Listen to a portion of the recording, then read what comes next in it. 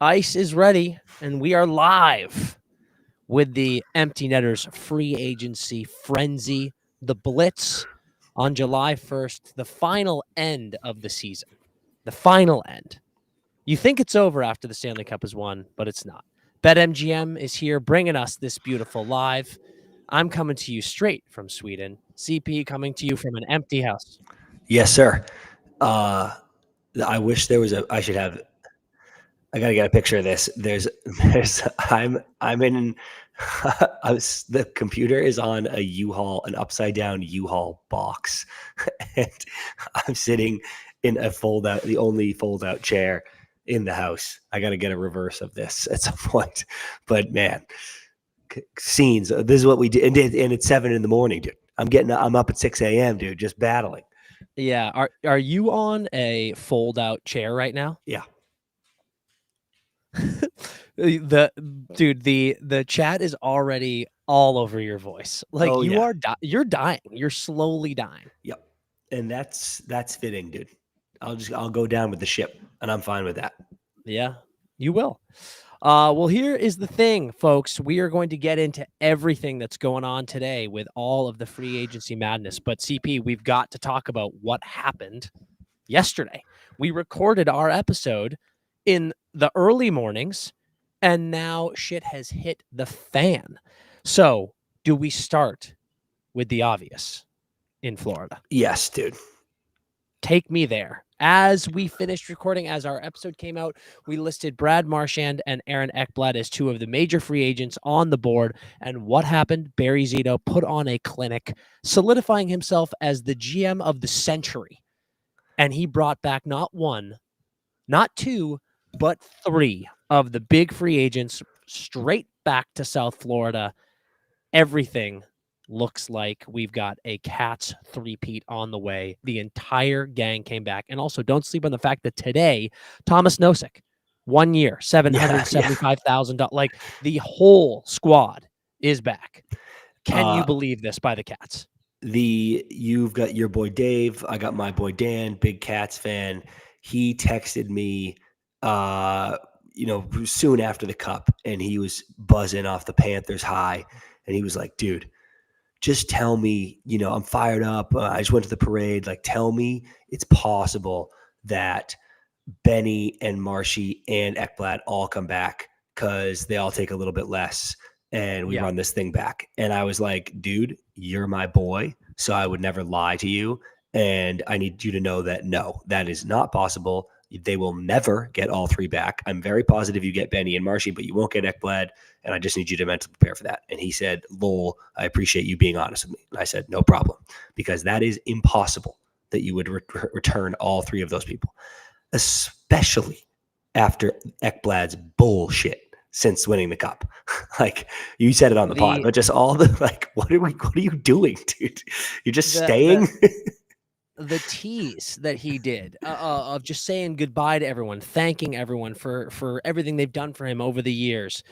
But I'll tell you what, brother, number 5 just went straight to the rafters. I think we're going to get probably like 8 players on this Panthers team straight to the rafters after this run is done, even if they don't win another Cup. Just the way that these guys are playing, how long they're signed to this team, and what they mean to the organization and the community. We're going to get a lot of those numbers in the rafters, but 5 just went straight there. Like this, that was one of the coolest for the team moves I have ever seen, signing that deal. I can't believe it, dude. I can't believe that. Well, I can, because we all said you should do that. We were all like, dude, just take a little bit less and run this thing back. Why would you leave? This team is so competitive. Fort Lauderdale is so awesome. You're getting a lot of money. There's a lot of talk in the chat about the taxes, and we can get into that later, but it's like you're getting a lot of that money, and like, what the fuck is the point? Like, you just needed to go get a little bit more of a bag. Wouldn't have been that much more. It's like a little bit more of a bag somewhere else to be on like a bad team probably. So it makes sense from that front, because we were all begging for it. You just rarely see guys do it. And all the credit to Ekblad for doing it, dude. Man, it's just it's the biggest flex I've ever seen by this team and this organization, because we will get into the state tax bullshit that you just mentioned. But the larger thing for me is the way this team behaves. I love. I love Yeah. it more than anything. And I don't want to turn this into a Florida Panthers tire pump. I feel like I've been doing that for the past month and people are getting sick of me. But as someone who grew up in New England, who grew up a Boston Bruins fan, who has every reason to superficially hate the Florida Panthers, I love them because of what they do and how they do it. They put their money where their mouth is. They perform and they keep receipts, man. That is the thing I love the most. The pettiness of their celebration and how they are just daring anyone in the NHL, any player, any team. Jack in the comments saying move on. But the way they go, bring it on, dude. Like, they just keep motherfucking everyone in the league because they can. And that is the transition I want to take into the no state tax thing. Listen, if you want to sit there and be a revisionist history baby and complain about the no state tax, I am here to call you a baby. Yep. Because that's exactly what you are. Why is no one talking about it with Seattle? Why is no one talking about it with Nashville? Because those teams aren't good right now. Those teams aren't run properly. Those teams don't have perfect roster construction. Is it a factor? Absolutely. But to act like it is this game over advantage, you're just being a bitch. It's jealousy. It's because they're winning. And listen, down the road, might we see Bettman have to do something about this because everyone just keeps whining and complaining? Sure, maybe. But at the end of the day, his response to Biz on TNT during the final, when he was like, no one was crying like this when this team sucked. Yeah. That is all he needed to say. Because every city, every team has their own advantages. If you're a Canadian team, if you're Edmonton, if you're Toronto, if you're Winnipeg, if you're one of these teams with a crazed, rabid fan base where everything in the community is built around the team and around hockey, that's an advantage. That's something that you say. All of these Canadian fans who were making fun of Florida, going, they have no sense of pride in the game down in where they live. No one cares about hockey. No one's at your parade, blah, blah, blah, blah, blah. That's something that you claim as an advantage for your city that is a disadvantage for Florida. So this is one of their advantages. So you're not allowed to pick and choose what advantage or disadvantage you think is making a team win, because at the end of the day, these guys are taking less money because they're bought into a system. They're bought into a project. Brad Marchand couldn't come to terms with Boston because he wanted a little bit more. It was over 7. Yeah. And he took less here, not because of state tax, because he went, I showed up here, immediately fit in perfectly with this locker room and with these boys, and I love what they're doing. I love what Paul Maurice is about. I love what Zito is about, and I love what Barkov and the rest of the leaders in this locker room are about. That is why he took less money. Yeah, It's simple. That's all correct. I think people early, before we kind of got into this too, people early in the chat were like, it's like, why doesn't this impact football and like the other sports? And my take on that too is, and actually Edge said this earlier, where he's like, I would never take less in hockey. My take on that shit is those guys get so much money that it doesn't fucking matter. Like when they go, hey dude, you're worried about the state tax. And I'm like, I just signed a $500 million contract. I'm good. Like, tax me all you want, pal. I'll never work again, nor will my kids, nor will they. Or when you're signing, $5 million a year deals for the NHL, you're kind of like, fuck. And the agency fees and the league fee, blah, blah, blah. I'm like, I kind of need every penny I can get here, which is why I think it's talked about more in hockey than the other sports. But yes, this is all completely true. What Florida specifically has built here, they would be doing if they had state tax. Like, it's not the state tax, it's the fucking team. Preach, CP, 100%. And it just bothers me. Like, you see some of the same fans who are talking smack about Florida, and you look at Tavares up in Toronto.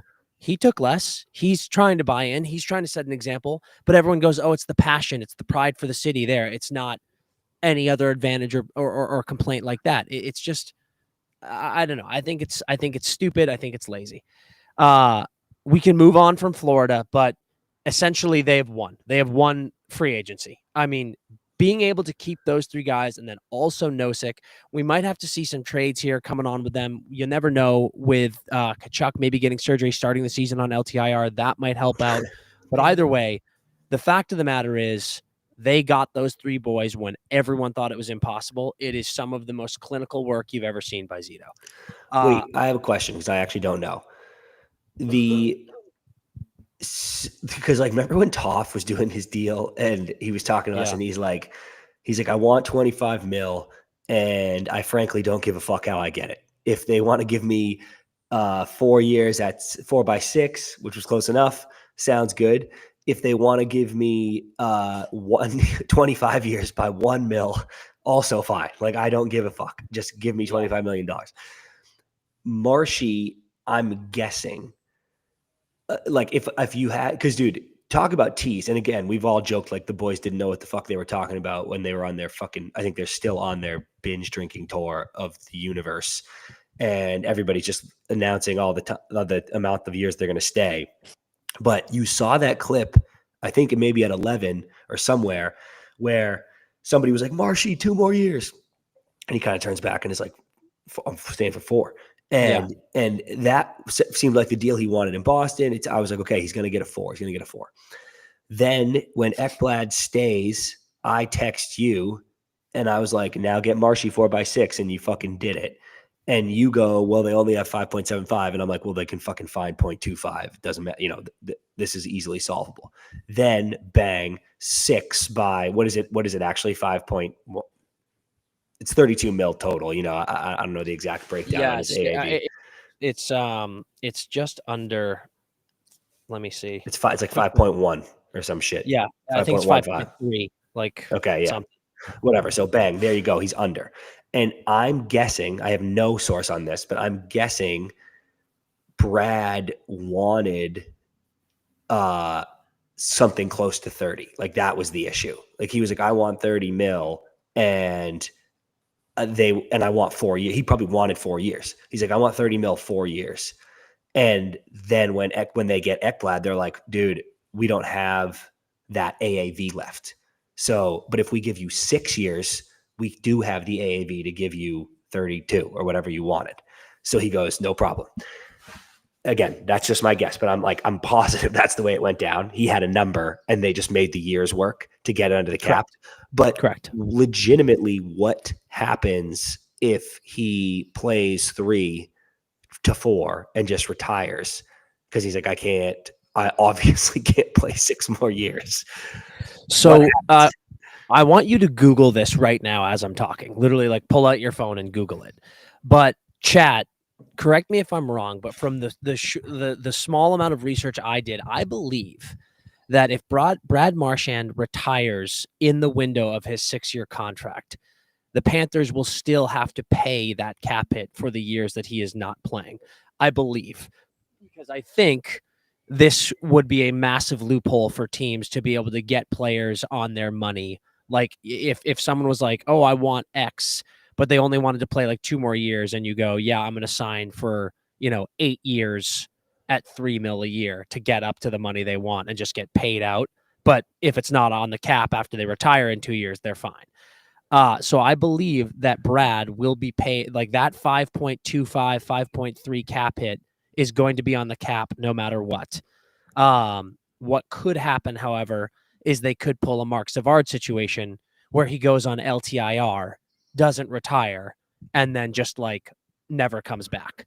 Now that would suck because like you don't really get an official Brad Marchand retirement tour, but let's be honest, it's probably exactly what's going to happen. He'll probably play 3 years. He has said before, he said on What Chaos with DJ and Pete, he wants to play until he's 40. I would reckon Brad plays 3 more years. I could even see him playing into year 41. But at the same time, if they three-peat, or if they in the next 3 years win another cup, I could see Brad being like, oh, dude, I'm happy. I'm out of here. Yeah. But yes, I believe what is going to happen is he will go on LTIR. They will be able to slash that cap hit, and then he will just never return. Dude, somebody, Jeff just said, that's like the Kovalchuk contract. That's what I was thinking too. Remember when the Devils were like, 50 years? And I was like, what, dude? Okay, this on Puckpedia, this is the first one I've found. It says, if a player with retained salary retires, all of the player's cap hit is removed, which includes his current team and his former team that retained salary. Actually, maybe that's not the right thing though. Like retained salary. No, the retained is like if you get traded and that Yeah, team yeah, retains yeah. your salary, like that is when it comes off. But your current team, yeah. That's not it. Because then it said if a player over 35 signs a multi-year deal, you Which still, Brad is.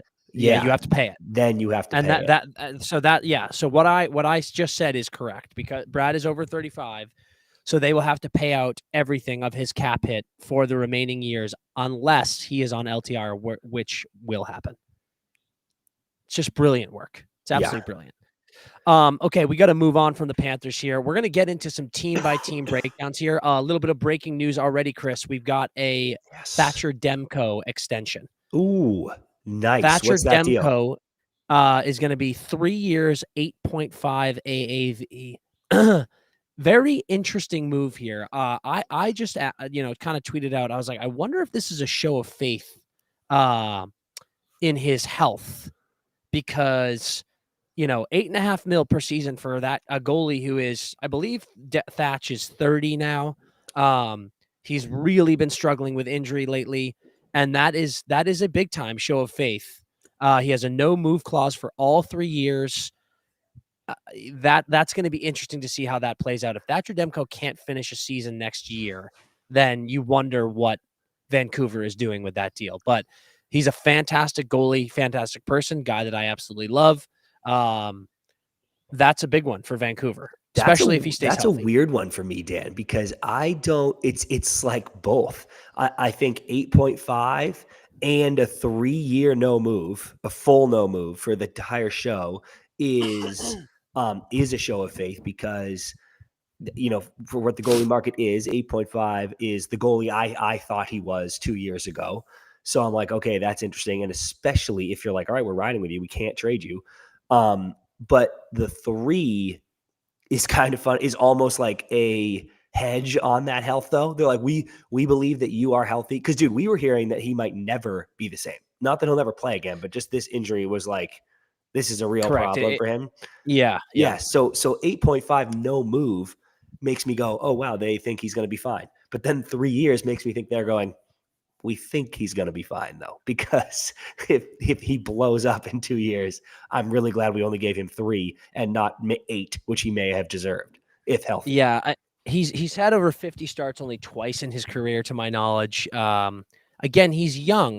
He's not a spring chicken, but 30 is young. We've seen plenty of goalies who go deep into their 30s. I mean, look at Fleury. He's still playing at an elite level. Look at Bob. He's arguably, if not certainly, the best goaltender in the league, back-to-back Stanley Cups. Should have won the Vezina 2 years ago. He's in his mid-30s. So it's not impossible, but Demko has just not shown the ability to stay healthy a lot in his career. So 3 years, 8.5 mil a season, like that's the Swayman deal. That's the Otter money. Like you're on the same cap hit as these guys. Like, I mean, he's more than Hellebuck, Swayman, Linus Ullmark, Jake Ottinger. You're on that same hit. You're older than those guys, and you've had brutal injury history. This is one that a Canucks team that's like desperate for some sense of stability. Risky deal. Yeah. God, the Canucks are like in. They're on the knife's edge, pal. CP roller coaster, absolute roller coaster. That team, I've never seen anything like it. It was 3 seasons ago where you and I were bashing our heads against the wall, going, "Why isn't this team better?" Yep. Then that very next year, they were the best team in the league, and they had the rebirth of Bobby Orr, and then everyone in the locker room hates each other, and they miss playoffs. And now I don't know what the hell's going on. They just paid a dead body. Fucking $25 million. Absolutely brutal. Okay, let's just do some quick hits on some stuff that happened last night. Let's go up to the Oilers. We've got the Evan Bouchard deal. Comes through 4 years, 10.5 mil AAV. He is now a top 5 paid defenseman in the NHL on a bridge deal. A lot of guys, shout out to our boy Tyler with Oilers Nation. He was like, do I think he's worth that much? Yes. Would I have loved that to be for 8 years? Yes. And I think that is the big thing. Like if you are going to pay him that much, goddamn, you would have hoped it was wrapped up for a long term. But here you go. He's making over 10 at 10.5. You've got the McDavid extension coming down the pipeline. You're paying Nurse 9.5. You're paying Leon 14. You're already paying Connor 11 something, 12 something, 12 something. It's, I don't want to be a broken record here, but like, is this a new core 4 situation for you? Yeah, that's funny. I actually didn't really think about it that way. The paying, I don't know why. I'm almost confused at the Oilers fans' reaction to the term. Like, obviously, you want him locked up if you like him. If you're a Bouchard guy, you're like, he's one of the best defensemen in the league. He's so productive and he's worth $10 million. And I wish he was here long term. I am kind of like, dude, there's a chance paying Evan Bouchard 10.5 is too much money. And I'm not saying I think he's over. I'm not saying I know that. I'm just saying there's a chance that was a lot of money for Evan Bouchard. And maybe you won't be that mad that it's only 4 years if that is the case. Yeah. And how old is he right now? He's 26? I think Bush is young. Yeah. I think he might be 25. Okay. But my point was going to be, like, it gives you a little flexibility. Yeah, Bush is 25. He'll be 26 October 20th. Okay, yeah. It gives you a little flexibility on seeing how he goes. Like, dude, Ekblad, what was Ekblad getting on his last deal? 7.5. So he goes, boom, I'll take a little less, even though I'm only 29. A lot less. I'm only 29, but like, I got my bag and I want to do something here. Maybe Bouchard gets 10.5 for 4 fucking years. And then when he's 30, he's like, all right, give me like a 6-year, 8, but like for 8 or something, because we're building something, whatever. And I've been hurt or blah, blah, blah. Now you go, wow, that was so sick. Thank God we gave him this like semi bridge because he got a ton of money. He's happy. And now he's able to like help our team structure it out. Whereas if you have like 7 more years of Leon as the second highest paid player in the league, 8 more years of Connor as the highest paid player in the league, and 8 more years of Bouchard as the what's Kale? What does Kale get? Kale is one of the funniest when we look at, I'll tell you in 2 seconds, but I just want to make this point. When I talked about that highest paid defenseman, Kale and Quinn are not in the top 5. I don't even know if they're in the top 10. Kale makes 9 a year, and as we know, Quinn makes like 7 or something. Yeah, Quinn's like that. Crazy. Well, who's the highest paid defenseman in the league? Bouchard. No. I believe like Carlson. It's Erik Karlsson. Yeah. What, 11? Yeah. So yeah, you know what I mean? Like there's a world where Bouchard over the next 4 years takes a whole full another step and is the best defenseman in the league. And you go, fuck, I wish he had signed an 8-year deal, because now when he's 29, he's going to fucking fleece us or walk. Sure. But I also think there's an equal chance that he, plays the same level he plays. And then in 4 years, because your team is sick, he takes something on par or less. And then you're like, wow, that was amazing. I'm so glad he signed 4. Yeah, I mean, like, to quote Ty Domi in the chat, like Bouchard makes literally the combination of Ekblad and Forsling. Like that's why you can't beat that team. Exactly. And truly put me to sleep with your state tax complaints if that's your thing. It's just like, listen, what I'll say about that situation is what I've said the whole time. As we know, Leon Draisaitl is my favorite forward in the NHL. I've been obsessed with Connor McDavid since his rookie year. They did not take less. And I'm not saying they should have. I'm not saying that at all. They are 2 of the most unbelievable players the NHL has ever seen. I don't mean right now. I mean ever since its creation. They should get exactly what they deserve. Now, if you want to talk percentages, you want to take this, you want to take go do it until you have lost your breath, until you pass out and tip over, until you split your differential and tip the fuck over. You can do that all day. But the end of the day is they didn't take less, which means Bouchard will not take less, which he did not. Yeah. And now here you are, you're paying 4 players half of your cap space. And it's like, all right, see how you do with that. And when you do that, we're going to see Victor Arvidsson and Jeff Skinner playing on your first and second line. I will say this, we can argue back and forth about the depth of the Oilers, right? Like every Oilers fan felt like it was all depth early in the playoffs because they were getting that depth scoring. A lot of people, me included, were saying, who knows how far you're going to go, but I don't think the Oilers have great depth. Regardless of what you thought it was, it becomes hard, obviously, to build depth when this is your cap structure. It becomes difficult you have to get lucky. You have to be really, really smart, being like, on this guy, get a KK going, whatever, things like that. And in today's NHL, I would just not put myself in that spot. You can pull it off, obviously. You can pull it off and find great depth, but it becomes way fucking harder when you're doing this. No, it's true. And I understand it's a tough dilemma, right? It's like you have generational players. Are you not going to pay them?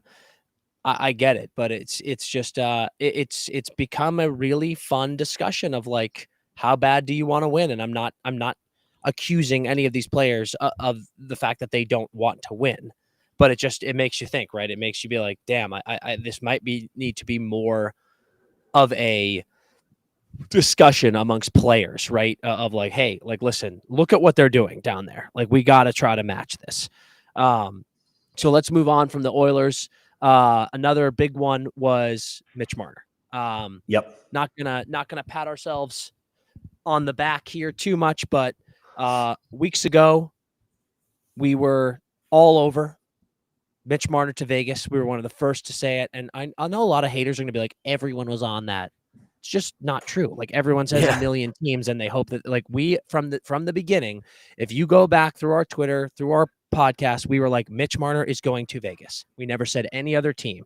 We said that there are other teams interested, but we were like, he is going to Vegas. That is that. Vegas made it work, and we said this is one of those situations where, like, they put their chips all in on one player, and they got it. And you wonder, man, there are other teams we know right in our backyard. LA wanted Mitch heavy. And now here you are. They didn't get him. And they're kind of like scrambling. We're hearing that they're tossing some like low ball offers to some of these guys. And it's like, you can't do that, man. You need a backup plan. If you're going to go all in, you got to get them. So I think it's pretty amazing that Vegas, yet again, if you look at their players, dude, like, go down the list at some of their stars. Like, how did they get Petro? How did they get Mark Stone? How did they get Eichel? How did they get Marner? Like, it's all trades, dude. It's all trades. And this is just a team that's like willing to sell their future to win cups. And make no mistake, Vegas is better. Did they lose Haig? Yes. They lost Roy. And Cheryl, yes, I did say Marner to Vegas was inevitable. I cannot wait to see him play with Jack Eichel. Same. I am a little in my mind early. Marner to Vegas was perfect because, and no offense to our boys, but there was so much talk about Kings, about Carolina. And I kept laughing to you, being like, I don't understand the teams that are having playoff deficiencies passionately seeking a dude who has had playoff deficiencies. I was like, this doesn't feel like the perfect solution, where if you took him to a team like Florida now, Bruins in the past, Vegas, it feels like Vegas, even though you and I have been a little critical of them in recent years, where they kind of have underperformed, where we kind of hold Vegas to this high standard. And then I'm like, I don't know, you guys just choked out of the playoffs again. But Vegas felt like a team that Marner could come in and have great structure there, so much less pressure on him, and really thrive. So on paper, I love that for him.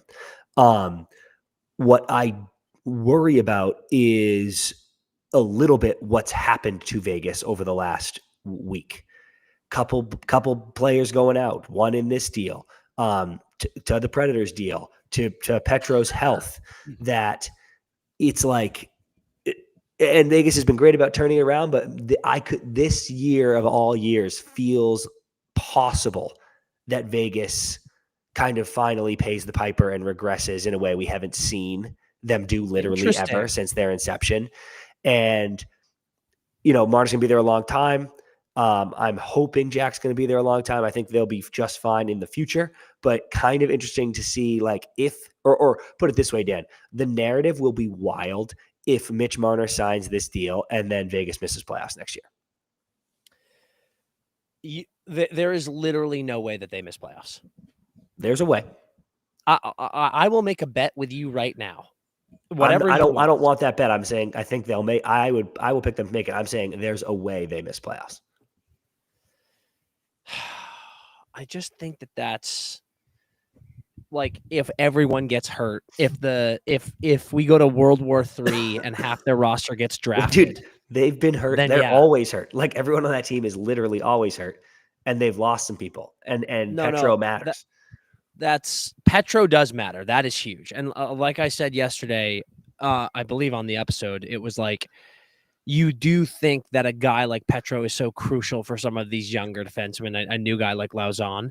But I just, like, if we go to World War III and half the roster gets drafted, yes, they will miss playoffs. Can confirm. Which is possible. So which is like, it's so possible. So yeah, we got to keep an eye on that for sure.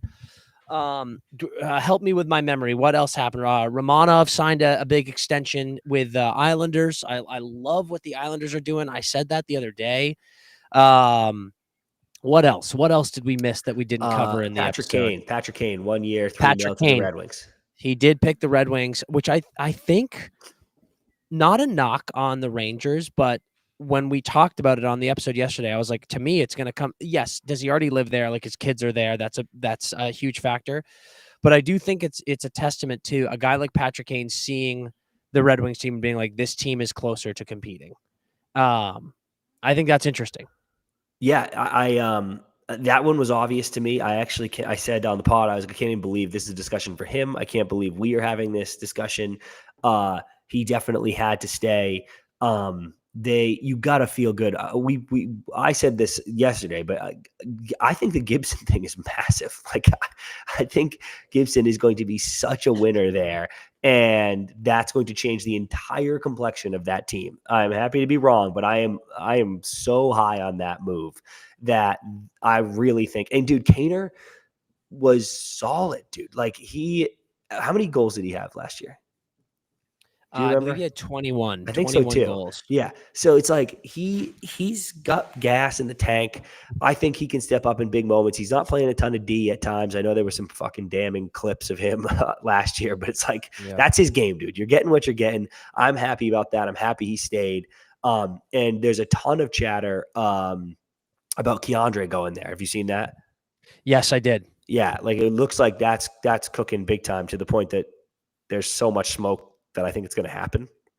And I kind of like that, dude. I was saying, if you're the Rangers yesterday, that I'm still buying the potential from a couple years ago, just because, in their case, I think my argument was, I don't know what your other choice is, but I like that move. I will see the price, but I like that move if I'm Detroit. I think Keandre Miller in Detroit sounds awesome. And I'm a believer in him. I don't know what has happened the last couple of years in New York. I think it's more of a New York is dealing with a lot of issues, more so than just him. But I think it could be a good move. I do think to me, and I'm curious what you think about this. Maybe I'm too much of a sensitive bitch, but I think when you're a player and there's so much chatter about you getting traded, after a while, I'm almost like, trade me, dude. Like, I would be so annoyed. And that's probably me listening to too much of the outside noise. But I think if it was just going on all the time and I knew that my GM was considering it, I'd be like, get me out of here, dude. I don't want to be here. If you were talking about trading me every year, let me go, especially when you're that young. And yeah, we saw Gavrikov. They tried to figure it out in LA. They couldn't, as we said. We've already said that him to the Rangers is a lock. So I think he's coming in. I think that there is a world where Keandre does move, and I would love to see him in Detroit. Another defenseman before we get into some of the team stuff, and we can move on. Provorov did extend in Columbus at Chris, that number that we were talking about, because we were saying, we kind of agreed, he feels like a guy that is like your number 4 defenseman, and he got paid like it. It's like he re-signed with them, 7-year deal worth 8.5. Like that's a good chunk. He got a bit of a pay raise, but not a crazy pay raise. And it's good term, 29 years old, I think, 28, 29. That's just one where I'm like, if you're Columbus, you are definitely trying to build something. Keeping him was so smart for me. Yeah. It's like, that's a guy that you let walk, maybe because you're afraid to pay him. And then when you let him walk, you go, okay, we got to replace him now. Yeah. And it's like, why? Why did you do that? You could have just kept him. Like, everyone knows him in the locker room. He fits there. He's done well there. So I really like that they kept him. Obviously, you got Werenski as your rock. I love the Columbus roster. I really do. We talked about the addition of Coyle and Wood. I got eyes on them making playoffs, man. I really do. Dude, after last year, it's going to be hard to argue. Where did they pick? Or who they get this year? They picked kind of late, though, right? Yeah. In the draft, yeah. They were. Yeah, where were they? They must have been. Yeah. Yeah. I let's jump into. Wait, I want to say, dude, you didn't tell me Connor Garland got extended too. I love that deal. I'm looking at it right now. 6-year, $36 million. He's fucking great, dude. I mean, that's your guy, dude. I know, dude. He's fucking. He was he is one of that type of player I love in this league so much, because they're in between, like, oh, I'm a bottom line guy who who can grind it out, but I don't make a lot, and a star. But like, that value for me, like Connor Garland at $6 million is perfect for everybody. It's exactly what you should pay a guy like that. It's exactly what he deserves, because he's so productive. He's such a Swiss Army knife. He can play on the first line if you need him when you have an injury. He can play down on the third line. Pumped for him, dude. That's a great deal. Fucking Vancouver's fucked anyway, but I like that. Yeah, no, I like that one too. I think that was smart. Let's go team by team here. We've got a list of. Do you have a list here? I can pull one up of the remaining top free agents.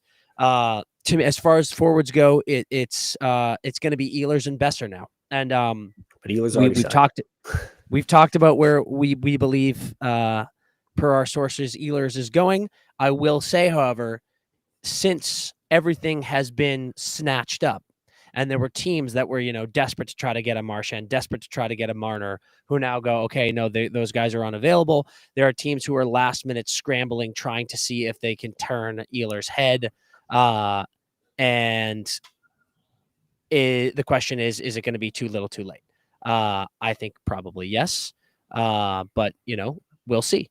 Let's talk Ducks. Okay. What do you think the Anaheim Ducks need? The Anaheim Ducks would love to see someone score goals. Would love to just get an elite goal scorer, put it that way. If David Pastrnak was on the Ducks, they'd be fucking. I mean, everyone would be laughing, but that's something that you want on that team, a legitimate do-it-myself threat. I agree. I do think that they just desperately need either the guys on their team to break through to that next level, right? Like they need Adam Banks. Someone says they need Adam Banks, which they do need Adam Banks. They do. He's probably in LA. That actor, like, I bet he's in LA. They should sign him. Yeah. They do need Adam Banks. they need one of these guys. Like I look at a Troy Terry, a guy that felt like it was like, ooh, he's on his way to becoming like an 80-point guy. Obviously, there was the Zegras thing of the past.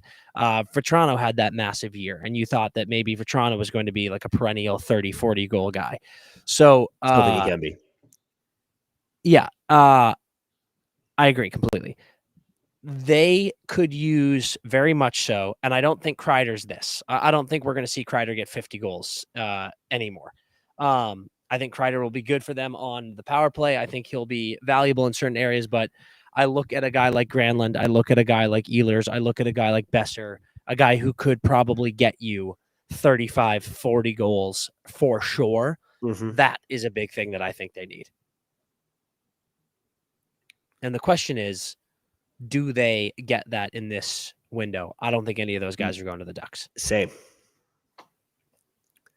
But I think you're relying on internal steps there. Yeah, you need to, fine, right? Like if you've had as many picks as they have, like you need that to come true. Yep. So something to look out for. Okay, moving on. We're gonna just blast through these. The Bruins. What do you see for them? Dude, fucking so much, unfortunately. More scoring, more consistent depth scoring, help down the middle, improvement down the middle, a right shot D, like everything but goalie. Yeah. B's for me are interesting. If we have any Bruins fans in the chat, oh, by the way, just going back to a comment here, Cutter Gauthier is one that I'm like, the way that kid shot and the way he scored in college hockey, like Cutter Gauthier is one where this year I'm like, score 30, dude. Do it. He's scored everywhere. Yeah. So, Boston is interesting to me. I actually look at their roster and it's a far cry from what it needs to be. Absolutely. The defense is interesting. Henry Jokiharju, I've said a million times, I actually love. And if you look down the right side, they've got McAvoy, they've got Jokiharju, they've got Peak. Peak and Jokiharju are those second pairing guys. I'm not sure. I'm like, to me, what they need is like another Torrey Krug. They need a puck moving defenseman that's playing behind Charlie McAvoy. Could Jokiharju become that? I have a lot of faith in him. I believe in that, but I think it's a big ask. So your left side is going to be Lindholm, Lohrei, and Zadorov. And I'm like, that's good. We both think Mason Lohrei is a certified top 4 pairing guy. I think his offensive talent is out of this world. The fact that he's 6'4", he's a huge body. He moves as well as he does. He passes and shoots as well as he does. You want to talk about him winning the Masters last year, do it all you want. I think we're going to see a big improvement this year on that. But to me, it's like, the right side is like our Peak and Jokiharju maybe like rotational 7th guys, and you get someone in there, that would be amazing. But we've talked about it. They just have no prospects. They have no pipeline. Like they have no Seamus Casey. They have no Simone Nemec, to mention a team that has tons of prospect depth in the Devils on the blue line. So it's like, part of me is like, I do wonder if that's just not good enough. Like if you need someone else. Yeah. But if, with the exception of Perbix, like I'm not really sure who that right shot guy that's available is, that's going to be your puck mover. And that's not what Perbix is either way. You know, Perbix is like 6'4". He had, I think, some like 13 points last year. So I don't know. On offense, I look at a Granlund, I look at a Besser, and I'm like, could totally see it. But I look at Granlund's age, and I'm like, I don't think Boston's the place, man. Like, what are you going to do? You're going to give Granny a 4 or 5 year deal when you're probably not competing for a cup if you're Boston for another 2-3 years? Like, is that worth it? I don't think so. It was someone in the chat saying Rasmus Anderson. Like, I love that. Yep. I love that pickup. But again, it would mean like that's a trade. Brett saying Bruins do not need D. I think that's a ridiculous statement based on look at like what we just said, Lohrei's plus minus. Like that is a detriment of their D. Their D was not good last year. Plain and simple. And yes, McAvoy was hurt. Lindholm was hurt. But like you have to take those things into consideration. They're both still hurt. Yes, but obviously the offense is, I think, the area that needs the most help, and down the middle is tough, dude. Like, you have Lindholm Yeah. as your 1C, and many people are being like, "Is he a 1C?" I loved the way he played with Pasta and Geeky down the road, but we're gonna need much more of it. Brett, we just talked about Lorai. We both think Lorai is absolutely unbelievable. I think his ceiling is certified top 4, if not top 1 pairing. So I love it. Yeah, because it's on paper it sucks. On paper it sucks thinking it's not good enough. Lindholm, Zaka, Middlestat, Beecher. You're like, oh, that should be awesome. It just isn't. So something has to move there. Yeah, absolutely. Okay, moving on to teams. Like we said, we're gonna just run down here, talk about every team. What do they need? Let's go to the Buffalo Sabres. God, they need to score. They need to save Tage Thompson. They either need to surround Tage Thompson with talent or move Tage Thompson and complete the Infinity Stone journey of getting every good Sabre a cup somewhere else.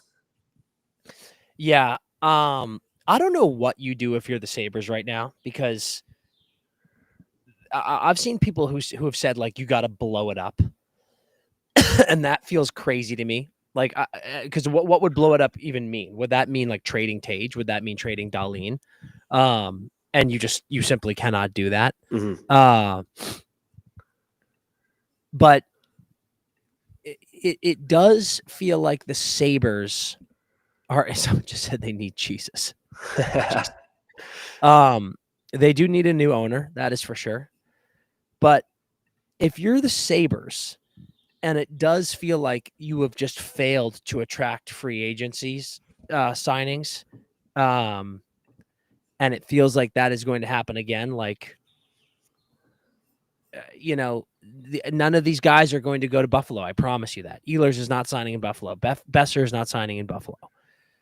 So do you think that we are in a situation here where it's like we just saw JJ Paterka move? We're possibly about to see Bowen Byram get moved.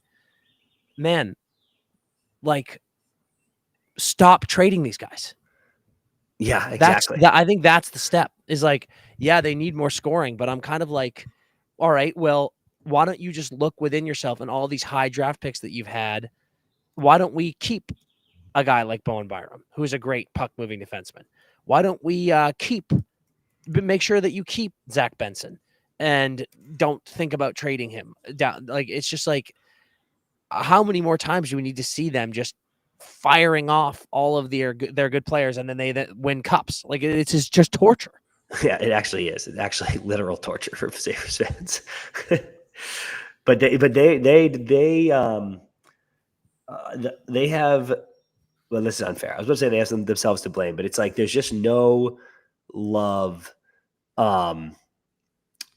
There's nothing to love about the progress, right? Like, if you're a fucking Blue Jackets fan, if you're a Habs fan, obviously they made the playoffs, but there's things cooking in other places. And the Sabres, it's like they missed by a point, I think that Vegas Cup year, but since then it's just been disappointment after years of disappointment before that. So kind of brutal. It's so brutal, man. Like, I don't really know what to say. You want to give a fan base hope. But I think it looks pretty bleak. I got to be honest. There was a time where I was like, Buffalo's on the rise, man. They're on the rise in a big way. Yep. And now it's like, other than Tage and Darlene, and I kind of like UPL. I'm just like, oh shit. Yeah. What's going on there? It's actually the perfect reaction. Like, shit. That's Like, Buffalo. That's the Buffalo it's Sabres. just tough, man. It's just tough. What do you got for the Calgary Flames? Flames, the trade for Anderson. And I don't know, the Flames were pesky though, right? Like, Yep. Wolf's nasty. I'm excited about that. You got Weeks full on Weeks is like the most Flames Kool-Aid, Ghost Calgary Kool-Aid guy I've ever seen in my life, that's a compliment. The Flames sneaky have something like they were a team that I thought was going to be completely rolled on this past year, and they weren't. Mm-hmm. And then they even kind of went through one blip where I was like, oh yeah, there they go. They started hot, and then it was all over. And then they fought to the fucking bitter end. And dude, having a guy like Wolf, a young Wolf, is such a difference maker, dude. Yeah. You can really build on that. So you don't need to be like shipping, like someone just said they're going to trade Kadri. Like, you don't need to be shipping these guys out, I don't think, if those guys don't want to be shipped out, because you're in the mix. Yeah. What do you think about this? I look at the Flames, a team that just missed playoffs, and you've got dogs on your team in Kadri, in Weeks. Like, Weeks is just such a leader. Backlund is such a leader. And I love some of their youth, like Connor Zary. Friend of the program. We absolutely love that kid. Think he's a stud. You are in a situation where if Anderson is like, I mean, we just saw that Anderson turned down a trade to LA. There was a trade on the table. This is not breaking news. This has been on Twitter, but if anyone in the chat hasn't heard this, there was a trade on the table sending Anderson to LA, and Anderson turned it down. He was like, no, I don't want to go there, which is like, one, bad for LA. I don't know what that's up with. Mm-hmm. But two, it's just another thing where if you're the Flames, you're like, dude, you either got to be in or you got to be out, man. Yep. Huberdeau situation is like, Hubie was much better this past year, but like, what version of Hubie are you getting? And I think where I'm at, if I'm the Flames, is like, you've got some of these guys who are a little bit older. They're in that, like, okay, the next 3 years are going to be crucial for them. You've got Wolf, who is a beauty. He's such a good player. Now, do you fight and just barely miss playoffs again? And then miss your shot at a guy like McKenna? Or do you look at the writing on the wall and blow it up and trade guys? Like, trade a guy like,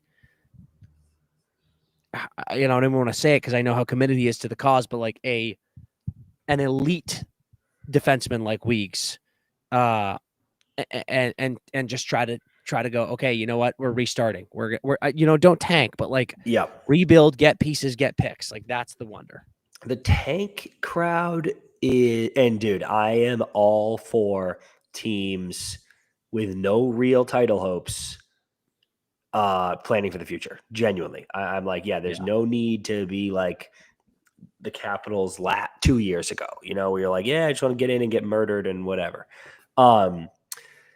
But the tank crowd needs to be careful a little bit, because there is a lottery, period. And, you cannot get that first pick. You cannot, the Bruins fall to 7. It's not a given. Like, the Islanders last year it's such a funny comparison compared to the Bees. The Bees ship out their entire team, trade their captain to the Panthers so he can win a cup. It's fucking melt city, and then fall to 7th in the draft, while the Islanders kind of fight till the end and then get the 1. And I'm like, see, dude, like, and it's anecdotal, but this shit is what happens. So I think let's just trade Weeks and be bad, and then we'll get the 1. I'm like, dude, you have too good of a goalie to be that bad, period. And even if you are that bad, you might not get the 1 anyway. So I don't, you just got to be, again, if you don't have title hopes, I'm all for being like, all right, dude, don't be an idiot. Let's plan for the future. But you just got to be careful. All right, Canes, what do you think? Canes, presuming they get Ehlers, that's great. But they've had a 2C problem forever, I think. Yeah. And they still do. Yeah. This is going to come up a lot. It just came up with Boston, and now it's coming up here. I do think we're going to get Ehlers signed in Carolina. We'll see with that as a lot of these other teams push last minute. But I love that pickup. The idea of him, Aho, and Jarvie on the same line is just brings a tear to my eye. I think that could be so elite. But they do need a 2C. They really do. My question for you is, why is it that, and it might be as simple as the fact that centers are just so valuable. Did Stank just sign an extension? We just never see, let me check. We just never see centers hitting the open market. It's like every year, dude, you know, like Boston last year, what was, you know, they were in desperate need of a center, and they went out and they got the best one on the market, right? And you could argue that it's not a great deal. Yeah, Stank is signing an 8-year extension with the Canes at $6 million a year. Dude, great deal. I fucking love that deal. I'm so high on Stank. Everybody knows that. But dude, if you watched him in the playoffs this year and you go back and watch his playoffs in Dallas, I think this kid steps up in the big moments, and he's fucking young as shit. How old is he? He's like 21. Christ, he's super young. But he has scored at every level. Incredible shot, incredible playoff performer. Getting him 8x6 right now, I think that is going to age so well. Right? Like right now, you're like, okay, I need you to have a good year this year. But if he keeps going the way I'm expecting him to go, when you are halfway through that deal, you are going to be giddy that you have him for $6 million. Yeah, that is electric. That dude, we are on the live right now. We're talking about Carolina, and literally just now, breaking news: Logan Stankoven signs an 8-year deal. That's great. That's great. Good for the Canes on that one. Holy shit! I'm with you. I believe that Stank is going to be a really solid player, and that getting that, I believe 22 years old. Can you confirm 22, that? dude. I think Tristan just 22. You just got Stank until he's 30 at $6 million a year. Like I think we're gonna look 4 years from now and be like, God, what a deal! $6 million, dude. Like Jesus Stankoven. Christ. Like that's unbelievable. You love to see that. Love to see that. So huge extension there for Carolina. Again, we'll wait and see what the free agency situation turns out to be. But going back to the center conversation, we're never seeing them, dude. We're never seeing them hit the market. It's so brutal for teams. Like if you want a good center, it feels like you have to draft them. You have to draft them or luck into them. Like looking at Boston, like you pick up Higgins and you're like, I hope this fucking kid can play center. Yeah. Yeah. Oh yeah. You got to swing some trades. But it is hard to find on the market. Yeah. Which really is, I guess, been their problem, frankly. Yeah. Blackhawks talk right now. I think that they need. I first want to say, I think the Blackhawks have a great pipeline. I think that they've done a good job sort of rebuilding and trying to figure shit out here.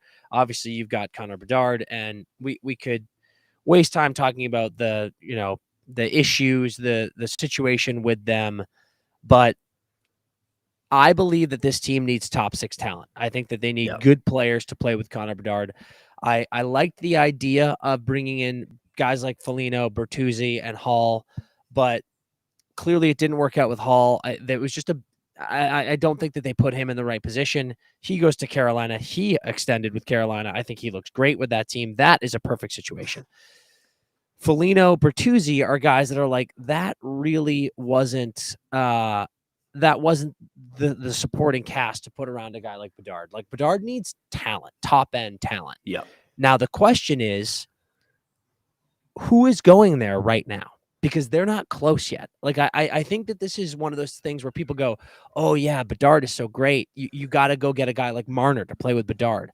But the facts of the matter are, the Blackhawks aren't making the playoffs for a few years here. Yeah. Like Frankie is, in my opinion, elite, but like he's growing as well. He's in the same category as Bedard. Like you need 3 more years.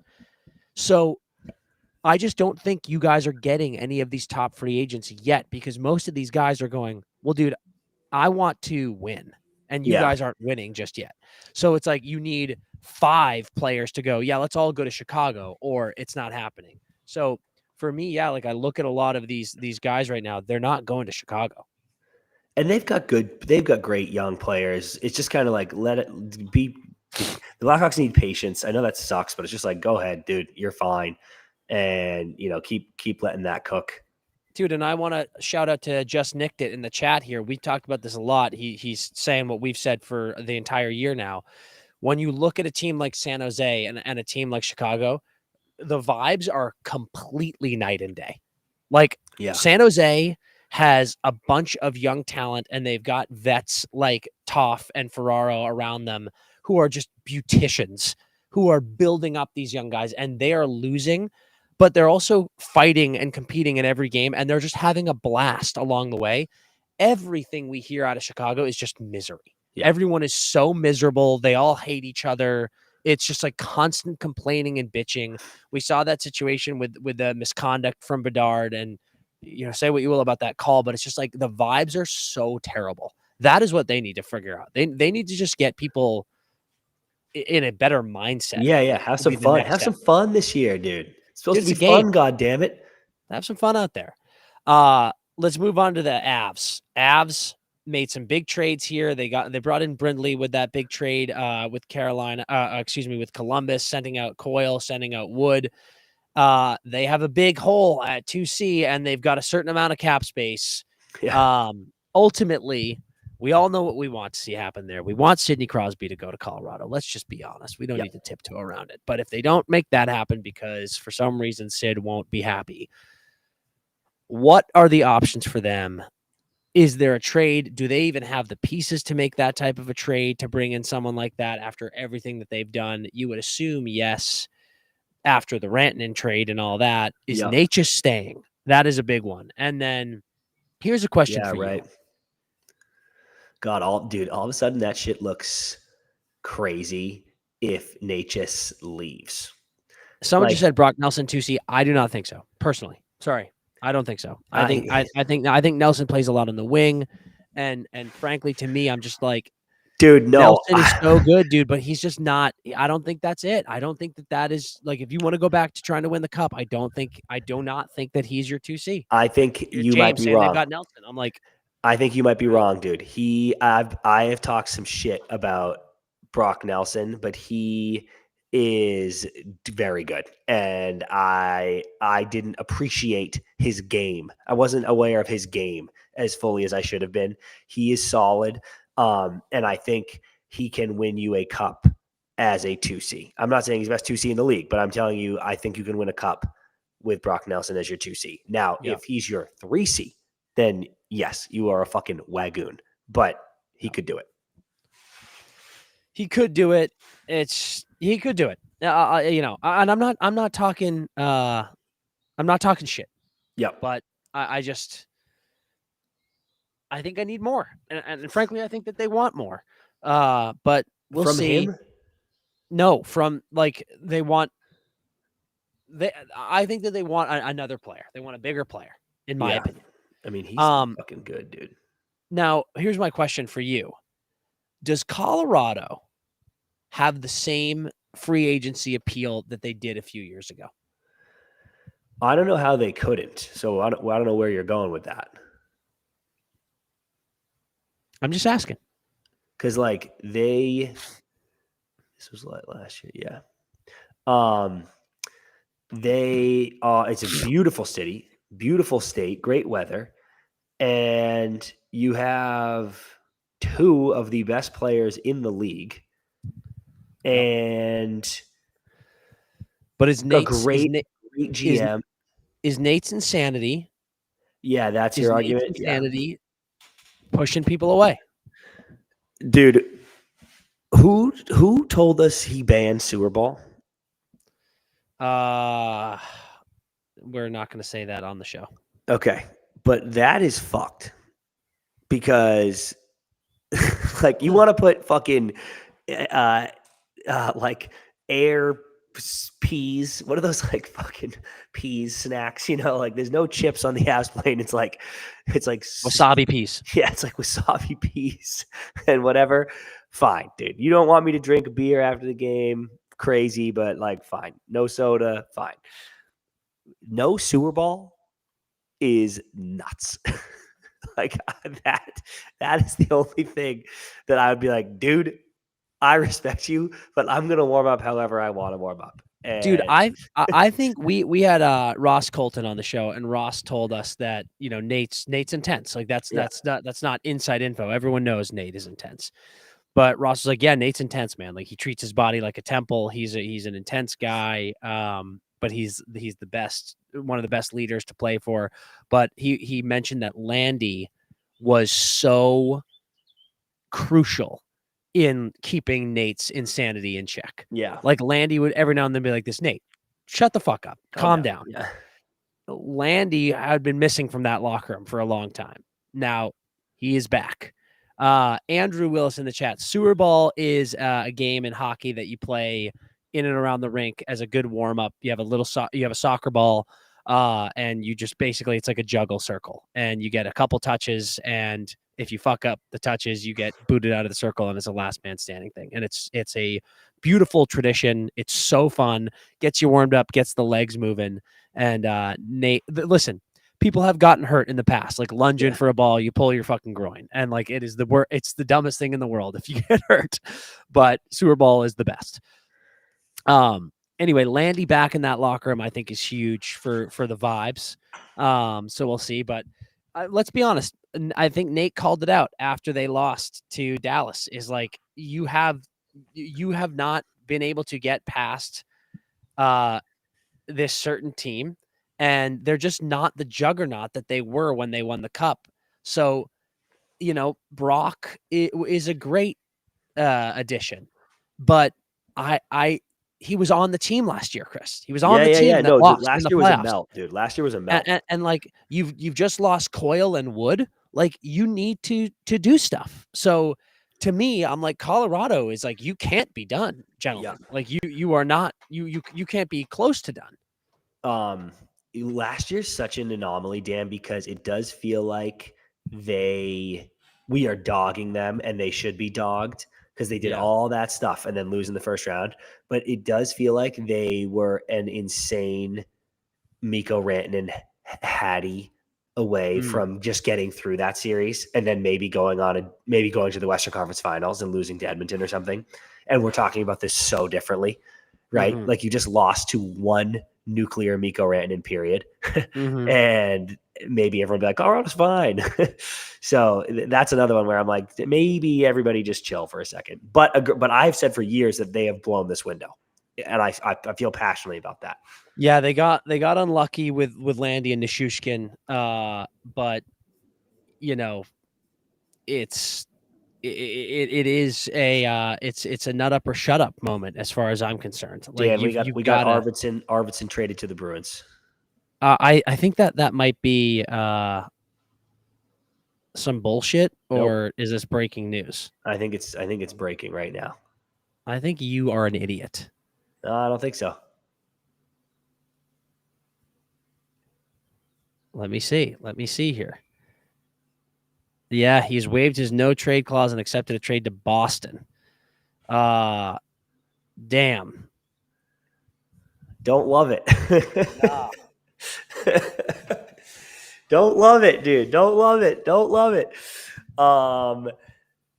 It depends on what goes the other way. So yeah, Victor Arvidsson. Breaking news. Victor Arvidsson traded to the Boston Bruins. He has waived his clause. That is going to be a big time what's going the other way. Like if that is anything other than a 4th round pick, then tough stuff. Top Cheddar saying Jake Allen signs with New Jersey. That's old news, dog. That was yesterday. Jake Allen, that was already in the works. He's going to stay in New Jersey. Tough, because that was probably going to be the best goalie on the free market. So let's see. Sweeney's back. Evan, catch up, dog. We talked about Stank 40 minutes ago. Let's see what this is. But Victor Arvidsson to Boston is not what you want. It's unless, I mean, he's a low cap hit, That's what I was right? going to ask. What's his deal? I'm trying to look it up right now. And I was trying to see his best seasons. Like I forgot he scored 30 a couple times with Nashville. He's just hurt, dude. He always gets hurt. Yeah. Arvy is on a $4 million deal. How much longer? 32. Just this next season. So that ain't bad at all. 1 year. Again, it's all about the return. Yeah.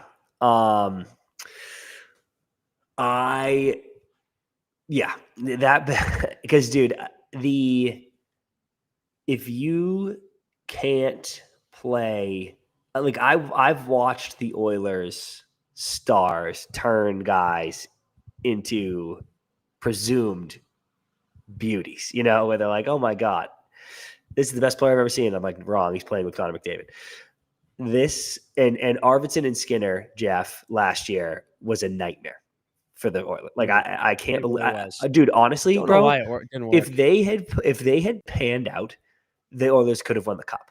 Like if they had actually just been good, the way I was like, dude, fucking Skinner's gonna score 40 goals.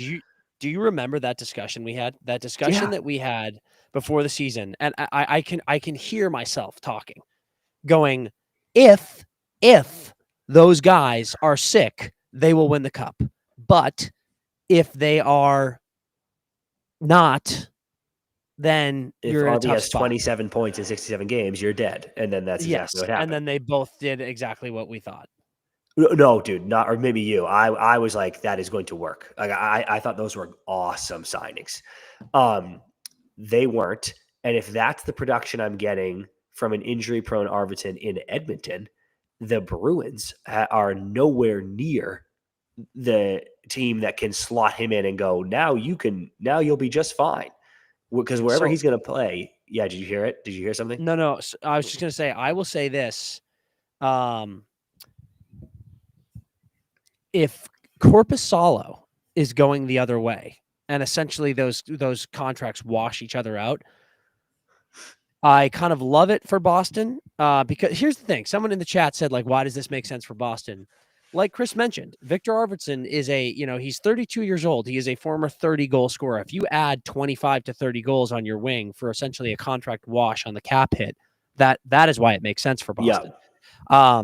The questions are, can he stay healthy? He has had a really hard time staying healthy. And when he is not healthy and he's slowed down, it's a massive detriment to his ability. Yeah. But let's see what the case is. The bigger one is like, that's a massive help to the Oilers if you get Korpisalo back. So we'll see if that's the case. I'm just speculating here. But though, if you're Edmonton and you get Corpy back, are you what? Are you like, that's our guy? We're starting Corpy, and we're trading Skinner and we're starting Korpisalo. I personally don't believe you can take yourself seriously as a franchise if you start Korpisalo as your starter. And being like, and this is our answer to the Stu issues. Because I'm like, is Corpy better than Stu? I don't think so. I don't think ceiling. I think consistency probably a little bit, but I don't think ceiling. And yeah, I'm totally with you. If you go, dude, we have no solve other than we just got Korpisalo, then I think you're still in trouble. Me too. CP, can you filibuster for me while I go to the bathroom? Is that okay, chat? Oh my fucking God, dude. DP, I mean, you guys don't even know this, dude. DP always peeing during the pod. He's like, oh, dude, hold on. Or dude, before we start Beer League Hotline, I got to run to the bathroom. I'm like, okay, dude, Jesus Christ. Smallest bladder I've ever seen on earth. Can't try going to the movie theater with that kid. I dare you to go to the movie theater with that kid. Up and down 3 fucking times. Insane. Okay, anyway, that'll be interesting. If anybody I'm going to go back to my document, but if anybody sees what happens there, I'll go back, say it in the chat because I want to know. Corpy I can live with big time. Anything bigger than that, I'm going to freak out. Okay, where was I? We were talking about the Avs and That's fine. Let's go to the next team I wrote down, which is the Blue Jackets. Blue Jackets would love pee in your pants is the coolest. That's great. That's great. That's a fact. The Blue Jackets need a goalie. The Blue Jackets need a goalie in a big way. That would be huge. I think they are on the cusp, man. They're right on the cusp. And that would be super fun if they get some actual significant improvement in that position. Now you're interested. Hold on. Hannah is in the chat talking about going to the bathroom. Are you sewering me saying I go to the bathroom during movies? I told them that you go to the bathroom 3 fucking times every movie. That's just not true, Hannah. You have to know not to believe this buffoon at this point. You have never made it through an entire movie in your life. I have never once gone to the bathroom during a movie I haven't seen before. If I've seen it already, I go all the time. That's a lie. Literally a lie. Literally just lied to all our friends. That's true. Also, Tristan just said fastest pee ever. Correct. I'm efficient. No, you just have a tiny bladder, so you have to pee quickly. Did I wash my hands? Of course not. No way. Dan, the Blue Jackets need a goalie. The Blue. Oh yeah, we've moved on to Columbus. Yeah, I took us to Columbus. Columbus CP. No team in the history of hockey has ever needed a goal more than Columbus. That's no disrespect. That's no disrespect, but to Elvis, they need a goalie. You know, it is what it is. I'm hearing some whispers here. We were talking about Calgary and Rasmus Anderson. There are whispers out there that Rasmus wants one team and only one team, and that is Vegas.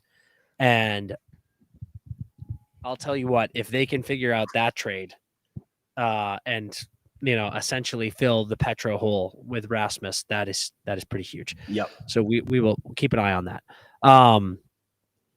Chat said, Jack says, is Merzlikins bad now? No, I don't think he's bad. I think he's just not a starter. I don't think he's a starter that's going to win you a playoff series.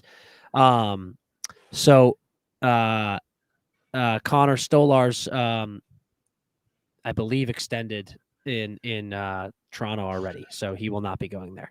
But a couple people, Sarah and there's another one in here. We're talking about Shelob, dude. That would actually be cool. Yeah, Archer Shelobs is a very interesting option. That's for sure. That would be sick, dude. He's been. I was so high on him in that playoff run.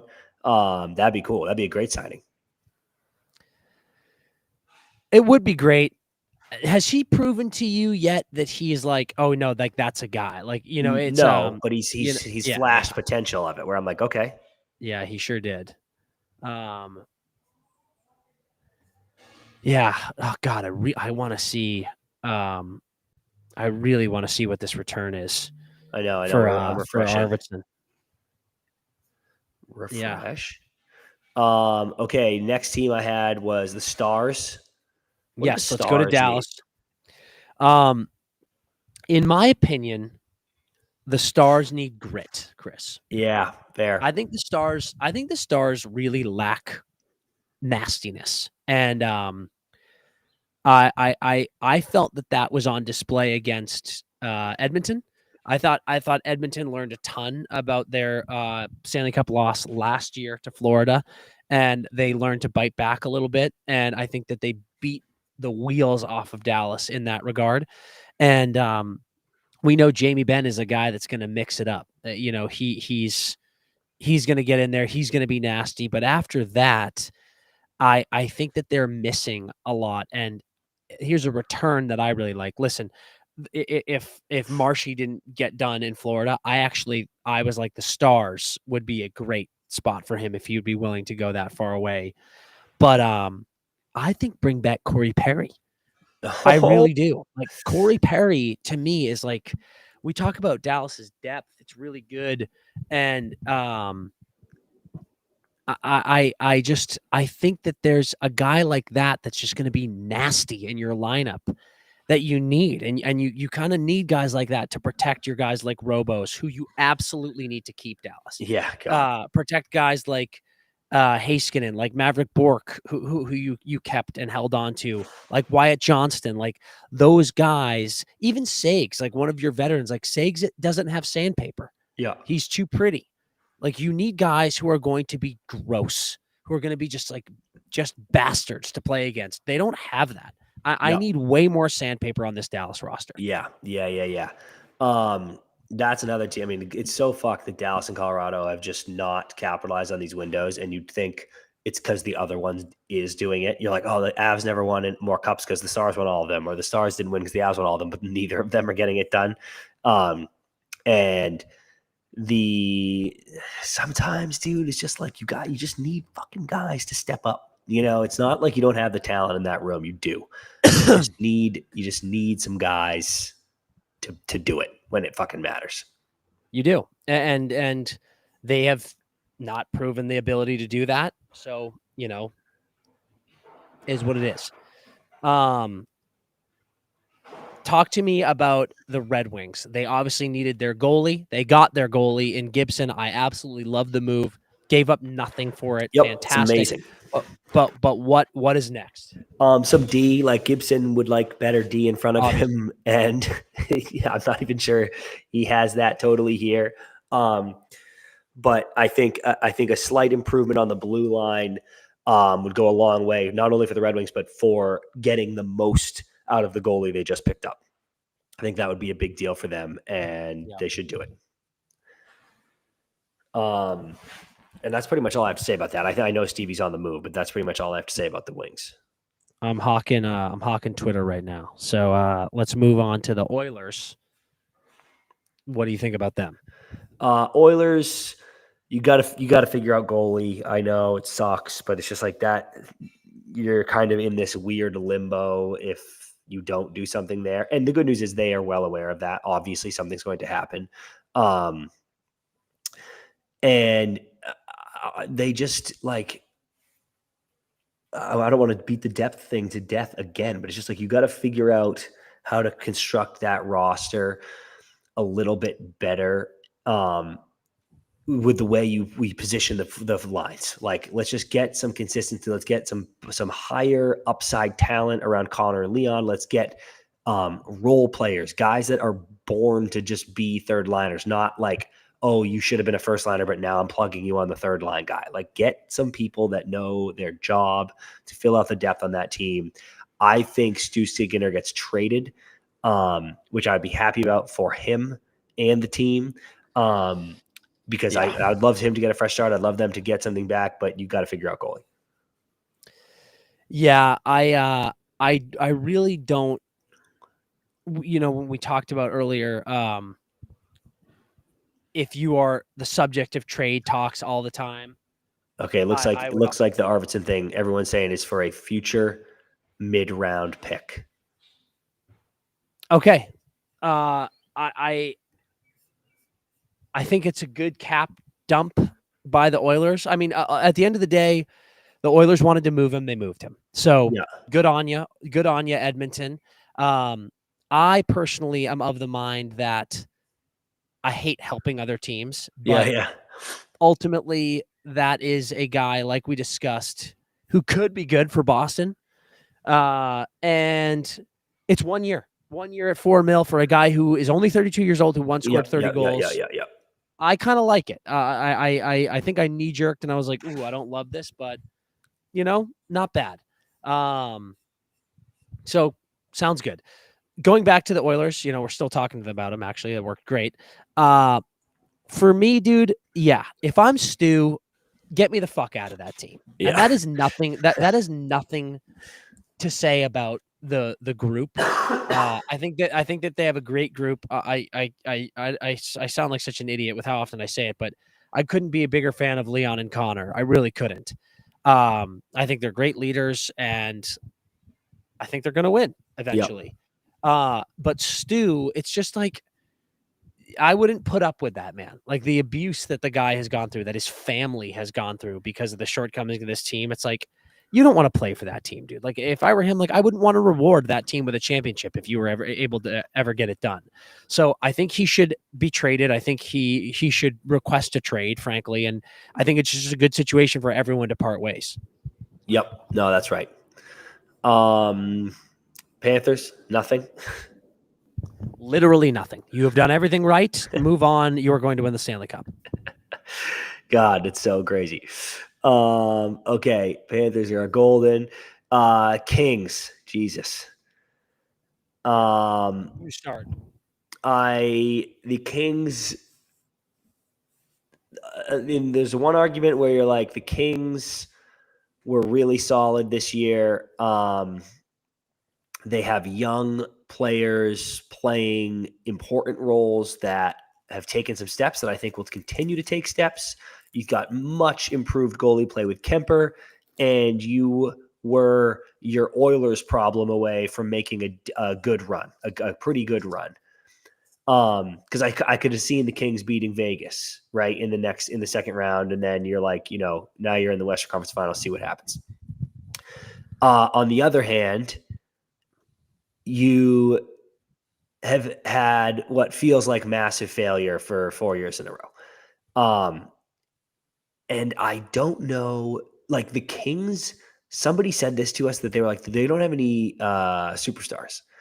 And like, you hope Juice, you hope Kempe is like on his way to being a superstar. Yeah, I think he is. But it is a reasonably fair argument, like I find myself always needing Juice and Fiala and Cube to like really have awesome seasons if the Kings are going to be competitive. And then they do it. So I'm like, okay, now, wow, never mind. Like even Fiala starts so slow and then he's like, bang, 30 goals. So I'm like, boom, huge. That's what we needed. Yeah. But it would be nice to have someone who is less of a question mark. Not that those guys are question marks, but you know what I mean? You're kind of like, I hope they have a great year. Whereas some guys you enter the league being like, I know they're going to have a great year. So like that's you're like that's kind of the fear if you're the Kings. Yeah. I hated the Jordan Spence trade so much. Like with the fire of 1,000 suns, I cannot get over what the fuck that decision was. There were some people on Twitter who were saying, like, someone was like, Spence demanded the trade. Not true. He wants to play every day, and he played the majority of games last season. I thought he had a fantastic season. Yeah. And as much as I love Drew Doughty as a person and a player, he can't play forever. So why wouldn't you want a super young right shot D-man with Brandt Clark to like, you just have Brandt and Spenny who then just go, boop, bump them up to 1 and 2. But like, there's nothing wrong with playing third pairing minutes when you're that good and you're on a lower contract because you're such a young player. Like, what are we doing here? Yeah. I hated it. And now you have a lot of these forwards. You have Kempe, who I believe is a superstar.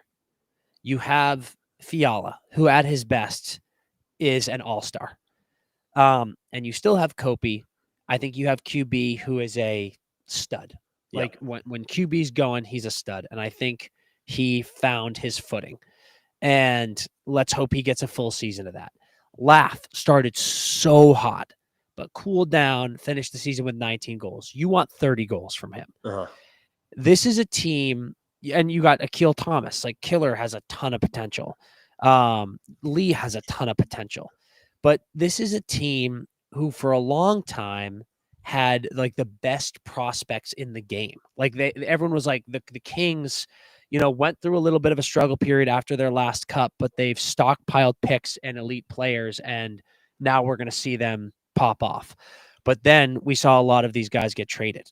Like you've seen too many of them get traded, frankly, and we're just in this space now where I've said a million times, there's just too much like meh going on with this team, and I think a big part of it is going to be we need to see these guys play to their full potential for a full season. Yeah. And I don't think that's too much to ask. Like, that's what you see from teams like Florida who win the cup. Like when Colorado won the cup, it's like everyone is playing to their full potential. So yeah, you can't have a season like last year, even though I thought it was really special. You have a season like last year where Kopi, by all means, was probably your best player all season long. And I'm like, dude, that can't be the case. Like your 37-year-old center cannot be your best player all season long. It's a 5th in 2027 for Arvidsson. Yeah. Good deal. Good Whatever. deal. Yeah. Okay. Wild. Minnesota Wild. I think they need to figure out what's going on with Rossi. I've said a million times. I don't understand why they don't like him. If it's the size, okay, but that confuses me. And at the end of the day, if you are losing him, you need to get a center back. I don't think their scoring in the top 6 is good enough. Mojo is a great player, but he's much, much older, and he's really kind of slotted in on your second line, right? It's like you've got Krill, you've got Rossi, and you've got Zuccarello. Zuccarello's another one who's like, God, the guy's aging like a fine wine. It's unbelievable.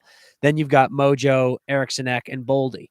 And after that, I know you just picked up Tarasenko, but like Tarasenko is I think he's falling apart a little bit. So you cannot hope to have Vlad be playing top 6. I think that's a disaster. Mm-hmm. So I think you need to improve the top 6. And yeah, if you lose Rossi and you don't get back a center who's going to be playing first or second line center, that is a massive failure. Yeah, especially because what we were talking about earlier. Boldy Glazer says they need to re-sign Rossi, and I'm like, I agree. Thank you, dude. Like, thank you.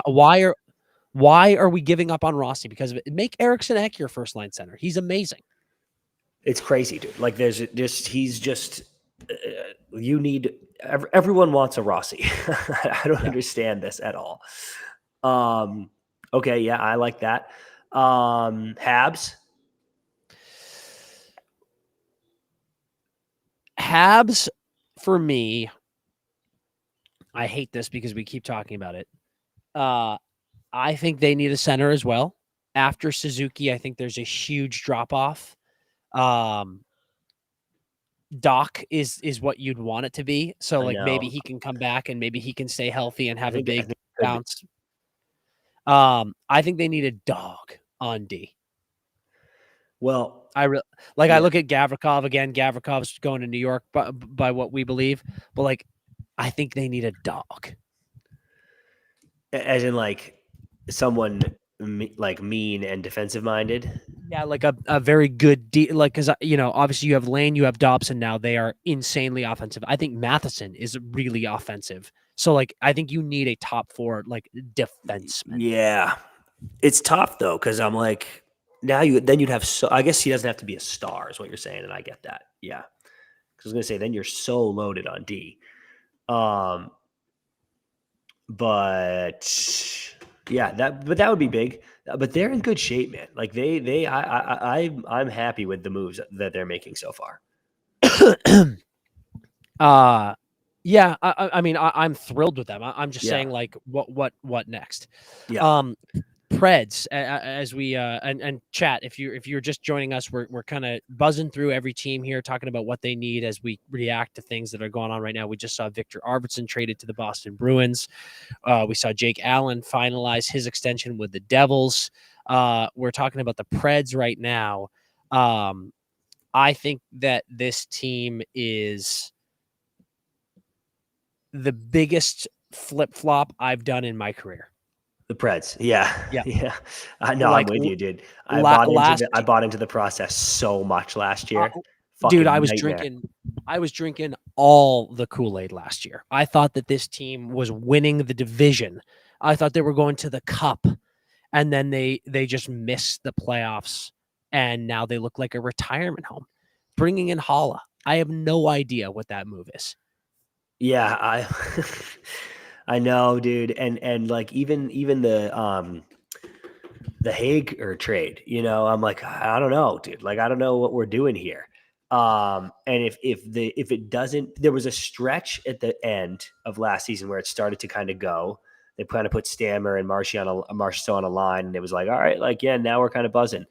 And there's a chance that maybe it just clicks this year. Maybe you needed a year to get to know all the new pieces. But if they come out and are just cheeks again, it is a disaster. Dude, it's like it's really, really bad. To me, if this team misses playoffs again for the same reasons they did last year, I mean, in what world do you not sell at all? And like part of me is like I'd almost fire Trotz because like every decision he has made so far has been just abysmal. It's like, oh God. So I'm like, oh yikes, brother. Like this is not it. So yeah, I just think I think that they've got to do something. Their center depth is absolutely brutal. And I don't see where they've got good young players, right? Like Evangelista is fantastic. And I want to believe what they can get done, but it's just like, it's rough, man. It's rough out here. Yep. Devils. Mike says they're a lottery team. Yeah, that fact, unfortunately. Devils, I think size for them. It's like everyone on this team feels small and skilled. Yep. And what's interesting is like everyone wants to refer to Dougie. They're like, yeah, Dougie's like their big guy on D, and I'm like, no, he's not. Like, don't get me wrong, Dougie Hamilton's great a great player. player. Doesn't play like that. Though. Dougie's like a skill player. Like he's not Petro as much as you want him to be. He's really not. So you know, there were talks of you know, obviously it was the with Keith there. People were talking about maybe Marner ends up there last year.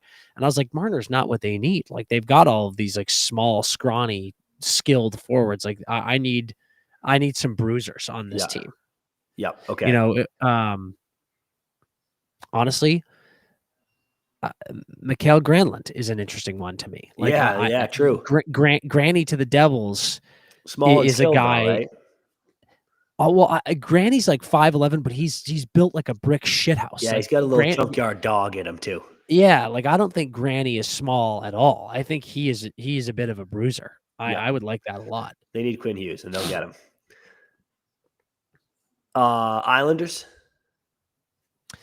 Islanders, as I've said a lot of times, I like what they're doing. I think their middle six is tragic. No disrespect. And what's interesting is the Islanders, when you think about guys like Yzerman who are going to be coming in here, and don't get me wrong, chat, if any Islanders fans are in here, please correct me. I've always struggled with Maxime's pronunciation. I think it's Cyplikov, but big year last year. Like really came out, impressed a lot of people. But I do think that their middle six could use improving. Yzerman will obviously improve that when he does make the official full jump. But I think that is where I'd look. I like their D. And yeah. Yeah, you do actually. You kind of always said that. Rags, for me, dude, Shesty has been doing so much there, you know, like Laz was tweeting like winning with 40 save Shesty performances is not the answer. They need to play much better structure in front of him because even though I'm hard on him, you do have one of the best goalies in the league. Yes. But they're in a tough spot. I still think they're in a tough spot. Yeah, they are. The Rags are interesting to me because I can't really figure out what direction they're going in still. Like, I don't know if they're doing, like, are you guys blowing it up? Yeah. Or right. are you not? I saw a couple of things. Like, I do think Keandre should be traded. I can't tell if they are trading Trocheck. Like, I've seen a few of those. People freak out when that's said, but like, I don't think they would. I don't think they would go get JT, Trocheck's best buddy, just to flip him. Yeah. So I do think that they need to figure out what their direction is, I suppose. Yeah. No, I think that's right. But I wouldn't get too excited if I was them. No, I think I agree. Sens get another scoring one for me. Like 5-on-5 improvement would be huge. Spenny will be great there. I'm excited. I mean, I wish he went and left, but I'm excited for him to get to shine there. Oh Hopefully my help God. them take that jump. I think he's going to be a quick second line pair. I would almost make him a first line pairing if they didn't think that him and Sandy is just too much offense, which I totally understand. But Spenny's going to be second pairing so fast. I think he's going to I think he's going to have a chip on the shoulder too, and I love a guy with a chip on the shoulder. Yeah, for sure. But just like stay the course there a bit. You got to keep taking jumps though. Like that's what killed them 2 years ago. Like I need Brady to. I mean, I have no issue with Brady, but like Pinto, keep improving. Like all these guys need to just keep working on their game and growing their game in the way that they're projected to right now. And if that happens, they're fine. But you do need to hit those projections. Yeah. It is like, this is one of those things where I like that they, as Ehlers has become the top free agent on the board, I like that they have tried to get in on the mix there. Yeah.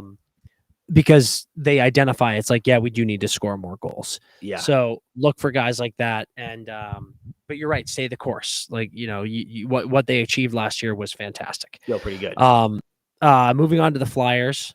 This is one of the strangest things I've ever seen in my life. Yeah. Looking at their roster, out of nowhere, I low-key love this roster. I know you do.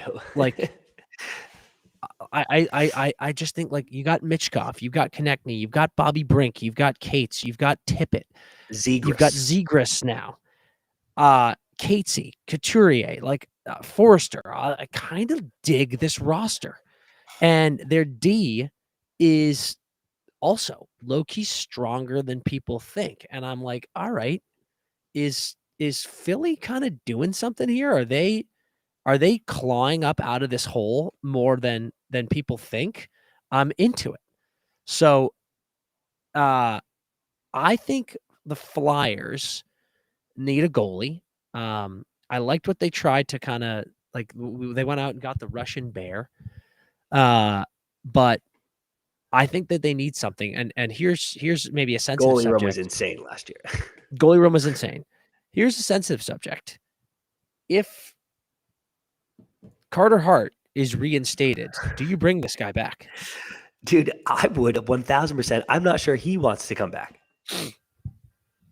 Yeah, that's my concern. I'm told, and maybe this is public knowledge, I don't know. I'm told he was like turning down longer deals there to be like before this happened, and maybe it was because he didn't know what was going to happen in his future. But I'm told he was like, "No, dude, I don't know." So, and there are teams, if he's reinstated there, it's like go to Edmonton. Like there are teams that I'm like, "Holy shit, that would change everything." So maybe we just want to go to the chat for a second. Gillette said no Claude talk. That's our bad, Claude. Staying yeah. Fuck, that's obviously great. That just felt like such a no-brainer to us that we were like, yep. A lot of people saying, "Ew, what the fuck?" Absolutely not. And a lot of people saying he's going to Edmonton. That has been a huge talk. Like, just so the chat knows, however morally you feel about it, Carter Hart is going to be back in the NHL, and he is. If it looks like he gets off with all of these charges, which all signs are pointing towards that is just us reporting what we're hearing and what the facts are. Edmonton has been linked to Carter Hart heavily as they look to try to shore up the goalie situation. So that's just something that we'll report on as things happen, as they do. And there was another thing that popped up in the chat that I thought, Jack said saving Leafs for last, and then someone used their big brain and said they're going alphabetically, and that is correct. So there you go. Okay, CP. Pens. Let's get to the Pens. Oh, dude. Blow it up. We've been saying this for years. I don't even know what to say anymore. Like, I don't understand what the fan base wants. I don't understand what this team thinks they're doing. But I don't know. I think their defense is porous. I obviously I love Tanger and Carlson, but it is what it is. And I just think, you've got Rutger McGroarty, who I think is going to be fantastic. I love Tommy Novak. So they have young guys that I do believe in. But at the end of the day, I don't think this team has made any difficult decisions. Yeah. I'm not saying Boston is the model of success in a blow up. They're not. But I am saying you saw what they did. They made hard decisions by trading Brad Marshand, by trading Charlie Coyle, by trading Brandon Carlo. And I think that you would look at a lot of Boston fans right now and say, hey, do you feel better right now than you did last 3 months? Yeah. And I think they would all say yes. Like, they love the fact that they got a top 7 pick and they got Higgins. I love the fact that they were able to get a lot of draft picks in next year's draft, which is supposed to be one of the best drafts. But the Pens are just like, they've got Malkin, they've got Crosby, they've got Raquel, they've got Rust. They're missing playoffs over and over and over again. So I'm like, all right, what is the plan? What are we doing? And I don't think that they have the plan. So you need to start trading people. I'm sorry. Like, this I don't think this team is making the playoffs. And if they somehow do squeak in the playoffs, they're not doing shit. So I'm over it. Yep. You got to make hard decisions. Yep. Exactly correct. Sharks. Stay the course. Yeah, I think you're fine. We're having a blast. You need you need defense. Yep. But I think here's my take on that. CP is like, they need D. Would they have loved to have gotten that first pick and taken Schaefer? Absolutely. But you're thrilled with Misa. For me, I don't think that they're in a position where they should look at maybe one of these free agents that's like almost 30 and commit to him, because it's similar to who were we just talking about, where I'm saying like that team's, a few years out from competing, Chicago. Yeah. Like, don't go sign a 30-year-old defenseman, because in 3 years it's like, what are you doing? Yeah. So I think just keep the train buzzing. Like, your vibes are immaculate. Don't give up any of your prospects. Don't give up any of your picks. But defense is what you do need if you want to stop the bleeding. And I do think if you're going to go with Askarov, you don't want to get him lit up like a pinball machine here. Like, that's just never good for anyone's confidence. So I would focus on D, get guys that you can get to try to help out there, but don't give out these big contracts. Don't give out a 6-year, 7-year deal to a 29-year-old defenseman right now. Yep. Someone just said Erod has to be the move. I love that. Like, if Erod does look like he's going to be a guy that needs to be moved out, I know that's not D, but like, talk about a guy with absolutely perfect vibes who would fit in so well. Him and Toff will be best friends immediately. So yeah. Yep, I'm all about that. Kraken, I would say we've been saying this for a while, and we said this about the Ducks, kind of, where it's like, we just need someone to be a star. And I feel this way about the Kings too a bit. Obviously, Juice is there, but can it be Matty Beniers? Can he find that Rookie of the Year form? McCann is scoring 40. He's incredible, but like, they need a game breaker that they don't have. And they don't have one on D either. They're closer on offense. They have more potential on offense. They don't have one on D either. And I think that's been the problem. After that Spunk season, it was awesome. And they just, since then, have been figured out in a way that Vegas isn't, because Vegas does have stars. And Seattle just can't really match that, at least right now. Yeah, I think you're absolutely right. Blues, they just made a trade. And I'm a little interested in it. But the Blues just did a straight up 1-for-1 trade. They sent Zach Bolduc to Montreal. St. Louis receives Logan Mallow. And I think losing Bolduc is a bummer. I think Logan has put up incredible numbers in juniors. He can produce at the AHL level as well. He's 6'3", big boy. And he's a right shot D-man. So like, as we always talk about the confusion of that. Like, why is that such weird, a coveted thing? Why does no one shoot righty? But the Blues, for me, middle six depth feels like the key. They clearly believe in Snugs. I think Snugs is probably going to be a first liner for this team. I know Monty is a huge fan of him. Does that make Kyrou expendable? That one Yeah, but confuses me. I thought Kyrou flourished under Monty. I know some people in the organization think he's a little bit one-dimensional. You wonder if Shen gets flipped for a more solid 2C behind Thomas, maybe Shen and Kyrou for like a significant center. But as we've talked about, we don't feel like we see centers becoming available in free agency or in trade. Yep. But I do think that middle six is going to be huge for them. Yeah, okay, I like that. Another team that could use more depth too is Tampa. That's who we have next. Tricky one because like they've been in the 3 straight cups, and we were waiting for their downfall, and now all of a sudden this year you and I are picking them to go back to the cup. They look totally fine again. But when Cooch didn't disappear, but when Cooch didn't play to the level he had been playing in the regular season during playoffs, they were immediately like exposed in a way that I was kind of surprised by. So I do think they need a little bit more beyond him going if they want to stay relevant in the Atlantic. I think you're absolutely right, man. Don't you think they need more depth? Like, it feels like, I like that they went out and they got Gord back, like, a guy who worked really well with them. But it feels like their calling card was that, like just those depth guys. I don't want to say overperforming, but just like doing everything right. And then what do you think about, like, I feel like we keep hearing Connor Geekie and Isaac Howard being on the way out. And I'm like, those are guys I'm like, how could you possibly give up on those why? guys? Yeah. No, I'm with you. But they've always, they do this at the deadline. They do this here. I think they'll be kind of like depth guy. They're like day 2 guys. That's where they'll win. Yeah. That is, like someone just said, they have 5.5 in cap space and they need depth at every position. And like, that is true. But I do think that my thing for Tampa is like, they need to kind of refine their identity. Yeah. Okay. The Mammoth, come through. We're 4 minutes away from, the free agency officially opening. Mammoth, I think. Dude, did you just skip the Leafs on purpose? What are you talking about? Oh God, that's good, dude. I'm just kidding, Jack. I'm just kidding. The Toronto Maple Leafs. I have absolutely loved what they have been doing so far. Same. I think that pickup last night. Oh, that was another one.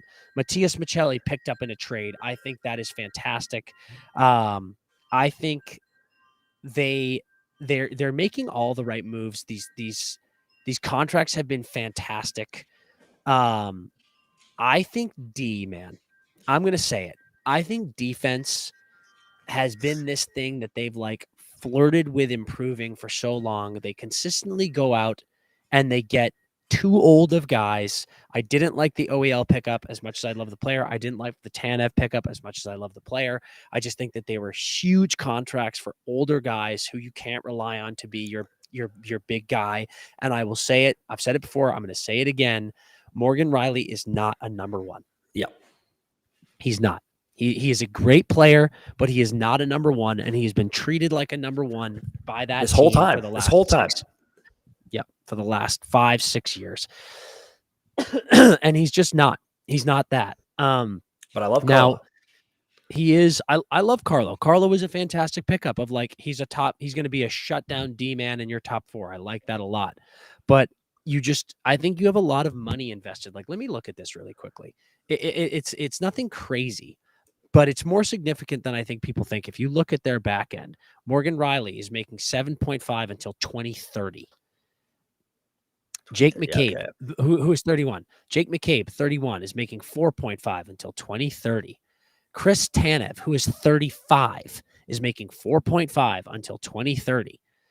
And then you have OEL making 3.5, and then you've got Carlo making 3.4. Yep. God, such a good deal for Carlo. That is 1, 2, 3, 4, 5 guys. Now, Morgan Rielly's making 7.5, and the rest are making 4.5 or less. Like, that's not a ton of money. Like, when you look at it, it's actually like well averaged out. Well, it's because the core 4 has been getting so much money up until now. Yes. to me, like I would try to move. I would try to move one or two of these guys. I would try to move one or two of them and get a monster if you can. I do think people want to play in Toronto. I think that they've been seeing, we've got some sources on the inside who work for the team who have told us that they do feel like this year that they are having a hard time signing people. They've been making some offers to some of these UFAs, talking to some people, and they're not getting the bites that they thought they would. Yep. Do with that what you will. But I think that you need to move a couple of those guys. I think you need to try to go get a monster defenseman. Again, it's been Morgan Riley this whole time. And yeah, he's not a one. He's not a one. So if they could figure out how to get a guy, I think that would change a lot for them. Agree. And it feels like it's been what's been missing too. I guess you could maybe argue a couple of those years for goalie play, even though not totally, especially the last two. Yeah. So it does feel like that's kind of been what's missing. And then obviously the stars performing in playoffs, like that, that we can't sign that away. You just got to fucking do it when it matters. Yeah. We are officially open, folks. CP, I don't know how much longer we have you. I know you've got stuff going on. I can filibuster if and when you need to bounce. But we're gonna see if we get some trade breaks here. It's a little quiet on Twitter right now. If you look at our screen right now, we're showing you some of the top forward free agents that are remaining available: Brock Besser, Evgeny Dadonov, Jonathan Drouin, Nikolai Ehlers, Mikhail Granlund, Gustav Nyquist, and Corey Perry, to name a few. We're going to see what deals come down the line here. We're going to finish quickly talking about the last remaining teams that we didn't really get to touch on yet. Utah Mammoth up next. I think their big thing is similar to New Jersey, similar to Dallas. I'd love to see some toughness there. You look at their lines, man, their forward group is so young and so skilled. But you don't see a lot of grit in that group, right? Yep, that's right. But I'm kind of like, I know we thought we were like, we some of us had, I think we might have picked them to sneak in playoffs, but it's like there's should be patience there too. Even though I wanted them to make playoffs immediately, I don't know that you feel the way that maybe Detroit feels, where you're like, come on, dude, about time. Certainly the way Ottawa felt coming into last year. I'm not there yet with Utah. So it's like, it's still okay. But you want to be real close this year, because with you kind of had the health excuse last year. So sure. You want to be real close this year if you're not in. Yeah, I think that's absolutely right. And you do hope for health with that team because they're fun. Yeah, God, yeah. Seeing them in playoffs, I think, would be electric. Canucks. We talked about Demco. That was a big break today as free agency opened. Demco getting a 3-year, $8.5 extension. A lot of faith there in his health.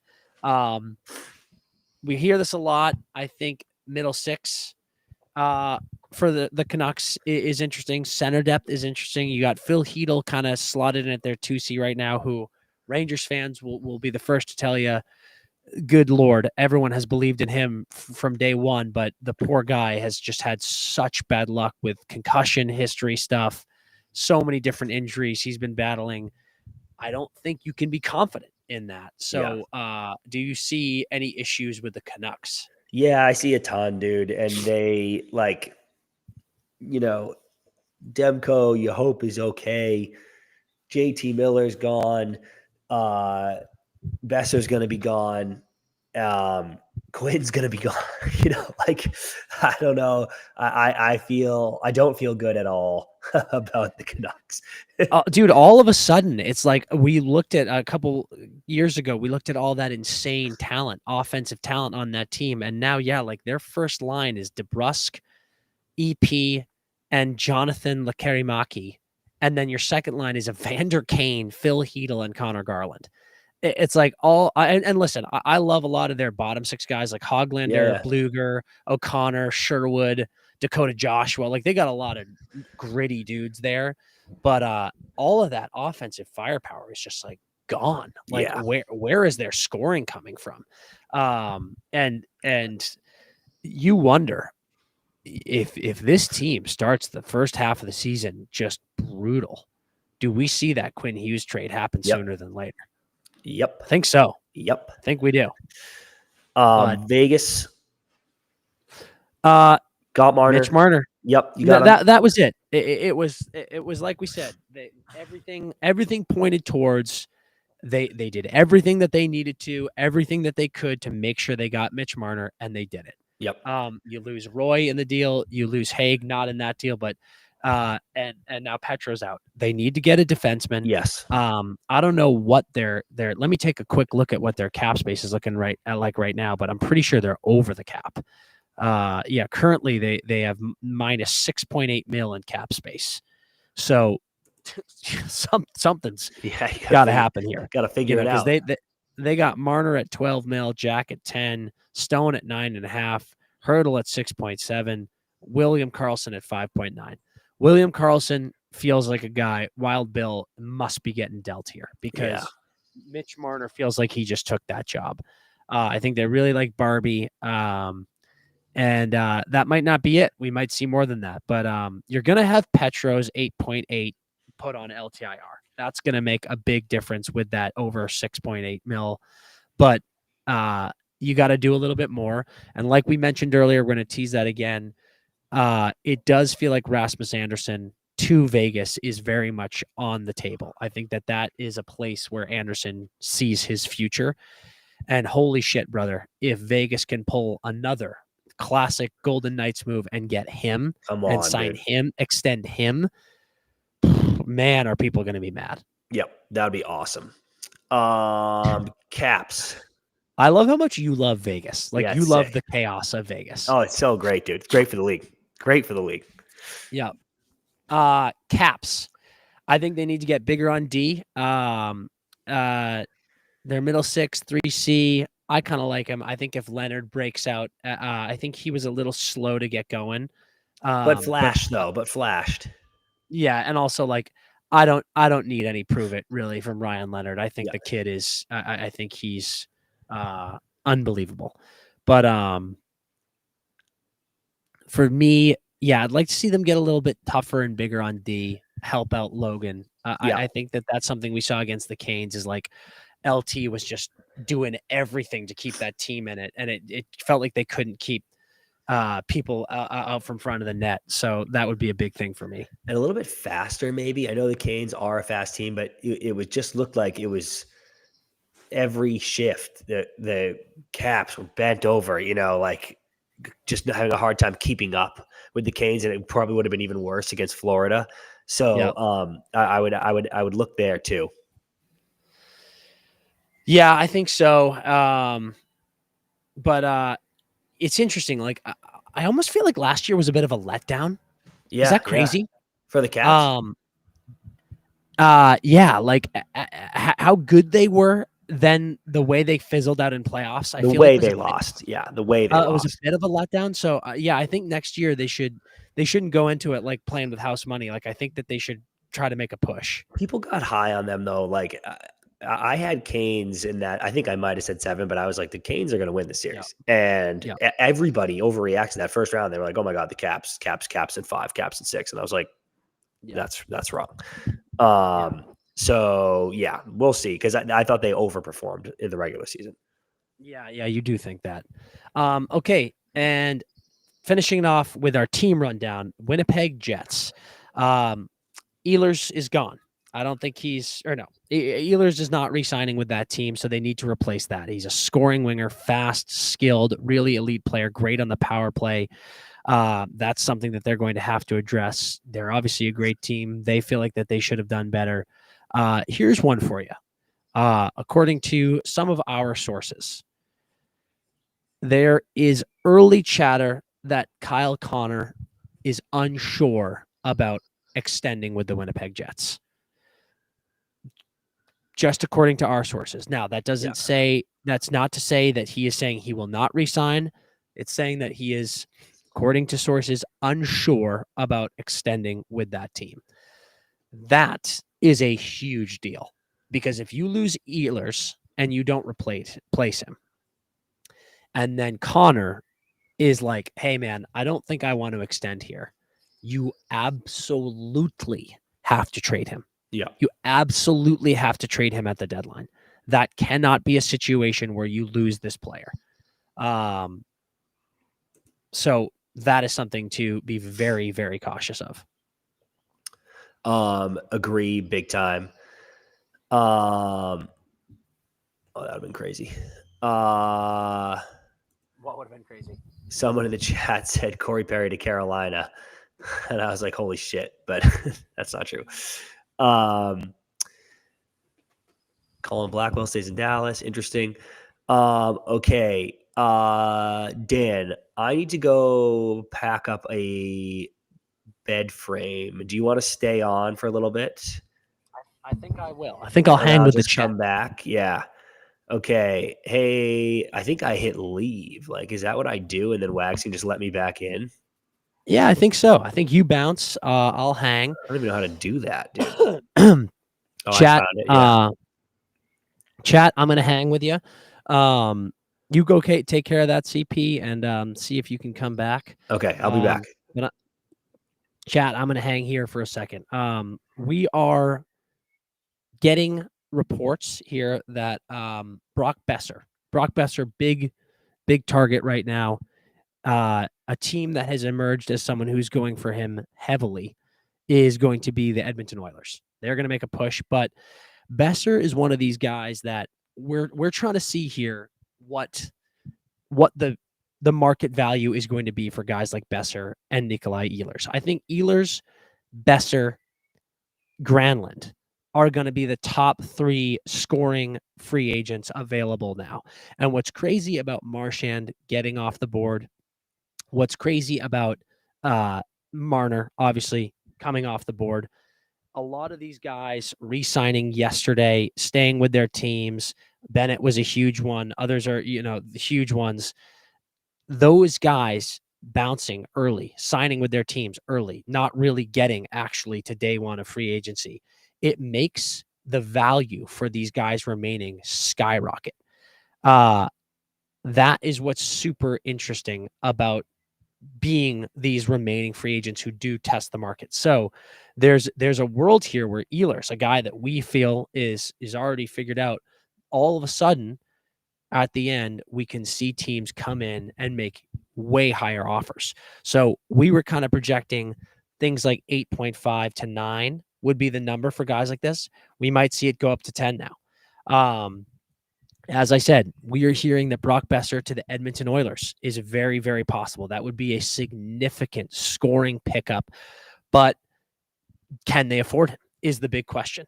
What other moves will they have to make? If we look right now at the Edmonton Oilers cap space, let's check it out. Edmonton right now is sitting at around $4.5 million in cap space available after they've moved out Victor Arvidsson.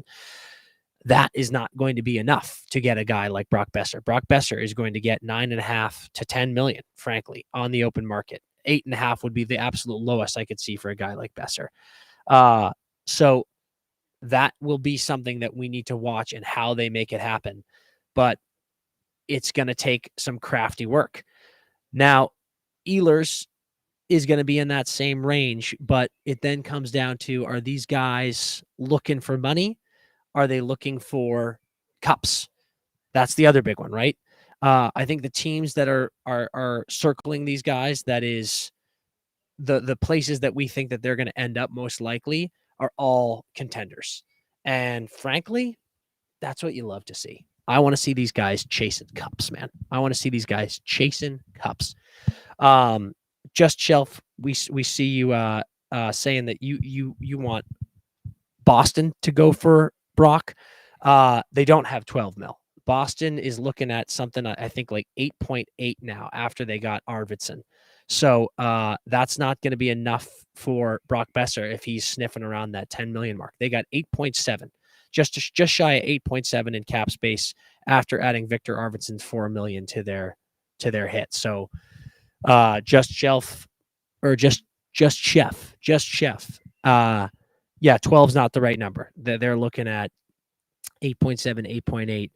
And unless you get Besser to buy in and agree, maybe sign $8 million, I don't think you're going to get him. But yeah, I don't think Boston's done. They can't be done. I think Boston has two spots, really. Fabian Lysell just simply has to fill one of those. You would hope Georgi Merkulov would as well.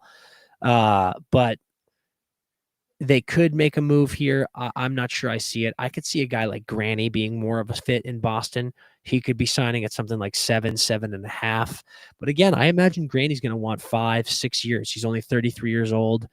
I'm not entirely sure that makes sense for this team.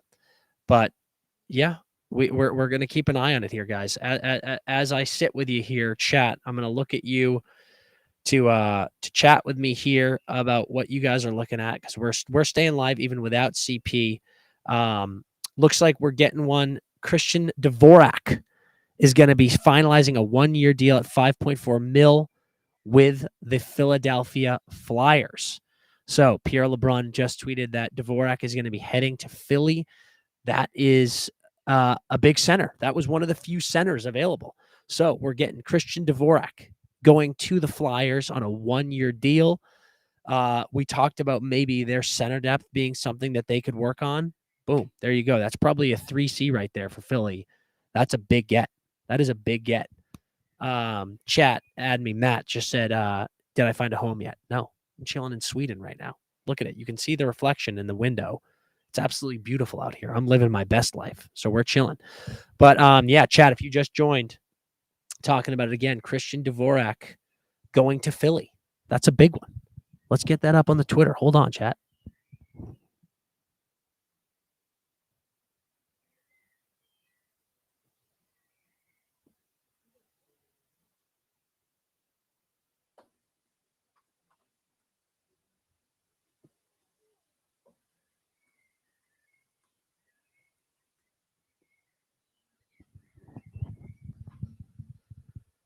Christian Dvorak to Philly. I like that. Do we have any Philly fans in the chat? Just Nick that says good move by Philly. I completely agree. John, ask what my cucumber salad recipe is. All right, John. Let's take a quick break from free agency. Let's talk about my cucumber salad. I think this is one of the great snacks in the world. Take a cucumber, Persian cucumbers if you can. They're a little bit smaller. The circumference a little lower. Chop them up real thin, paper thin. If you have a mandolin, use one of those. Carefully your fingertips, but get it real thin. Then you're going to want to slice julienne, a red onion. Throw it in there. You're going to get fresh, cracked salt and pepper.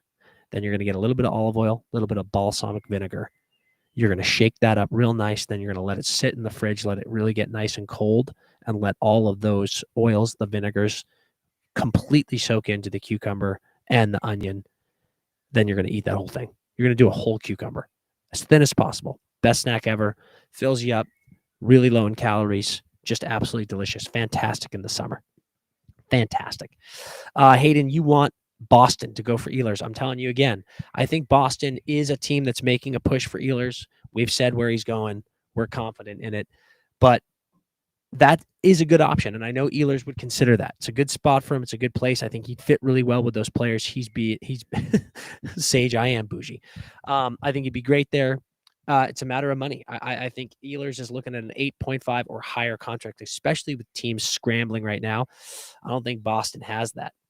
Boston is looking at that 8.7 mil right now. They've got a couple of slots that they need to fill. Do you want to be ass up against the cap? We always say that that's a terrible idea. But definitely a player that was on their radar and a team that he considered. There's no doubt about that. No doubt about that.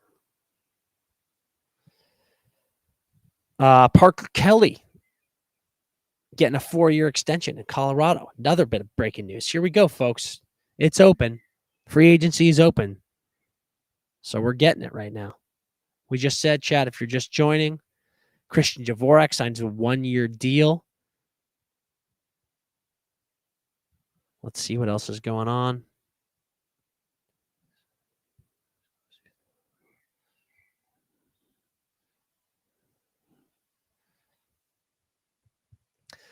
For the chat, anyone looking at Ehlers, we've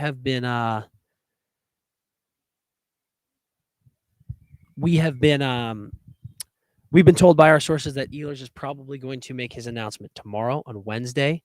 So we'll keep you guys updated on that. We'll keep our eyes peeled on that. Oh.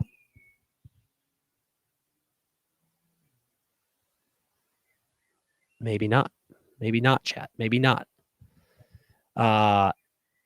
As teams are scrambling, like we said, let's take a look at the chat here. Yeah, Charlie just said we're not getting any news today. I actually am not sure about that, Charlie. I think the Ehlers news, that had always been the plan. The plan had always been to announce on Wednesday. Looks like that might change. We might be subject to change here. We might be seeing an Ehlers announcement today. Let's see. But as we take a look, free agents, look at the list here on the board. Brock Besser, Evgeny Dadonov, Jonathan Drouin, Nikolai Ehlers, Mikael Granlund, Gustav Nyquist, and Corey Perry going to be some of those top free agents. We're hearing Brock Besser to Edmonton is a real possibility, but I don't know if that cap can work. I don't know. Hold on, chat. We're going to check Twitter real quick.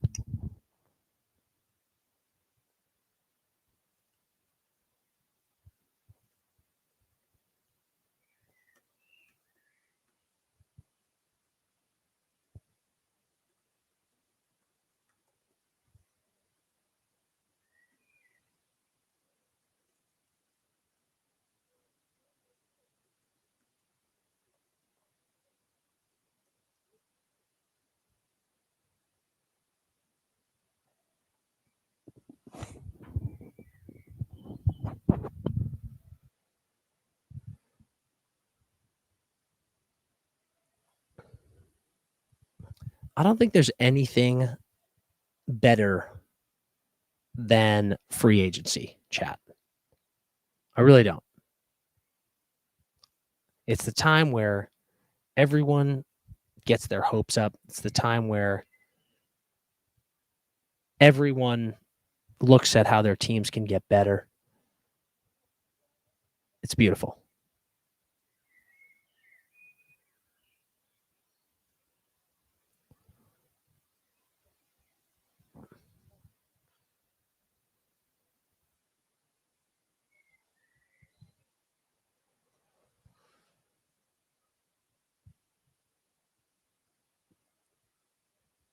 I love this Parker Kelly extension, guys. 4 years, 1.7 mil. That's just a good depth add. You love when you can get term there too. You know, you don't have to worry about it. Guy who knows the team, knows the systems. That's beautiful stuff.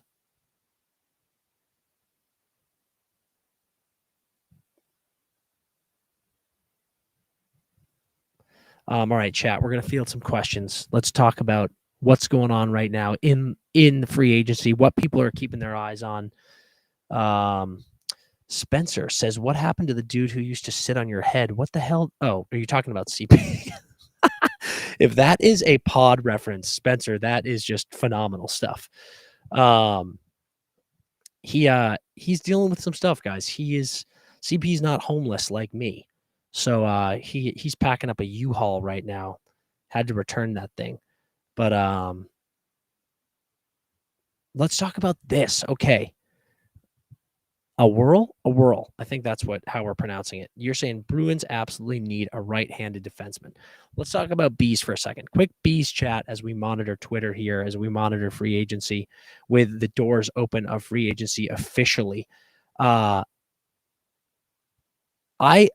tend to agree. If we're looking at the right side of the Bruins, they've got Charlie McAvoy. They've got Henry Jokiharju. They got Andrew Peeke. Andrew Peeke is a shutdown guy who's going to be the third pairing all day. Charlie is your first pairing. He's your leader. And then Jokiharju has tons of upside. But is he going to be that no doubt solid second pairing? I'm not sure you can bank on that. I believe in Jokiharju. But the question is, if you just invested 3 years, $3 million per in him, can you afford to go get another right-handed D-man? I actually don't think you can. I think you're going to go for more of a depth guy if you are Boston. I don't think that you can invest more money in another guy, because now it's going to turn into a John Moore situation where you have a guy who's not getting minutes, who is on a $3 million cap hit. I know that's not huge, but it's also not nothing. So that turns into a harder thing to flip. So I think their investment in Jokiharju means that is the guy that they're going with. So we're going to see Peak or Jokiharju on that second pairing at the start of the year, probably all season. So Boston, it feels like they are set at that right side D. And if you're a Bruins fan, you're just going to have to deal with that. That's just the case.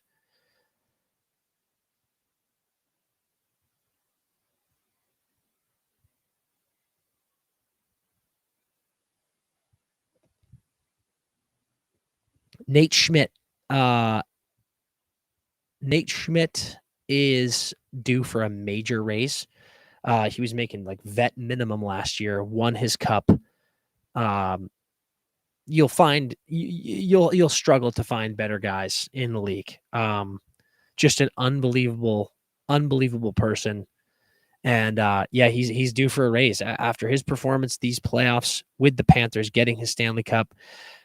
There's just no way he's going to be able to make it back. So yeah, expect him to get a raise. We're also seeing from our buddy Cam Robinson. Mate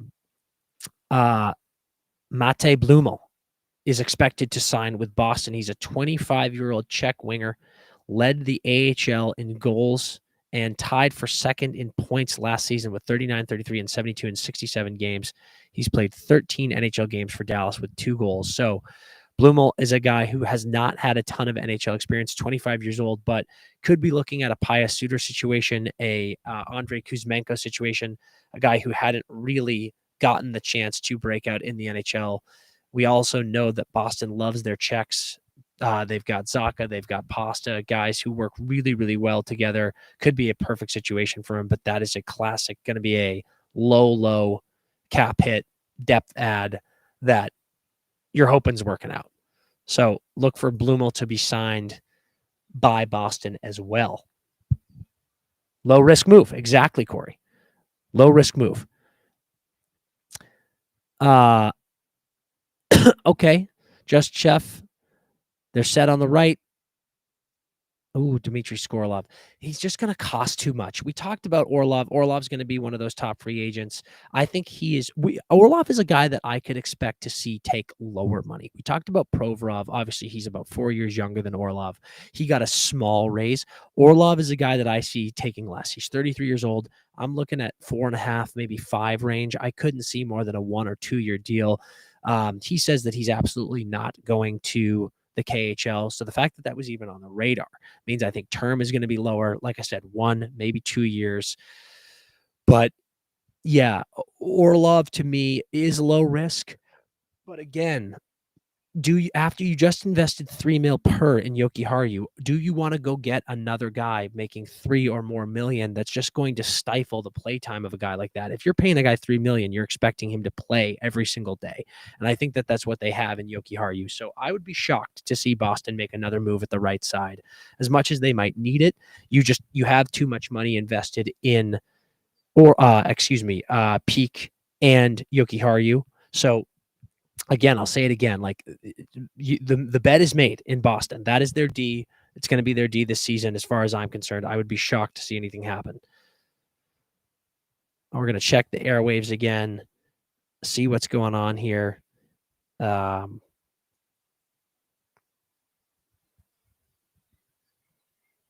Hey, there we go. William Eklund. Just saw it from the Sharks. We're getting an extension for Eki in San Jose. 3 years, 5.6 AAV. That is a big extension. That's going to kick in next season. He was already all good for this year, but guy that you absolutely want to keep around with this young core at a great cap hit, 5.6 a year for 3 more years. That's fantastic stuff for the Sharks. Wow. All right, chat. I'm going to stay with you for a couple more minutes here. Don't worry. If you're not following us on Twitter, it's at Empty Netters Pod. You saw it running around the bottom of this ticker for a long time. If you're not following us on Instagram, what the hell are you doing? Go follow us on all those. We're going to be reporting all of this stuff all of this stuff throughout the day. We're going to have some breaking news. Make sure that you stick with us here. I am going to pop off here in a couple minutes, but you got me for a couple more minutes as I just filibuster my ass off as CP has just completely abandoned me. But we're sticking around. We're staying with you, seeing if anything breaks here in the next couple of minutes. We're checking the phones. I'm getting text every 5 seconds. We're checking Twitter. This is unbelievable. But seeing what we're going here. We've been ripping live for 2.5 hours here, chat. This has been an all-time hang sesh. All time. I'm getting dirty looks over here because I've been on the live too long. My better half is crucifying me with her eyeballs right now. So I'm just doing what I can for you, chat. Doing what I can.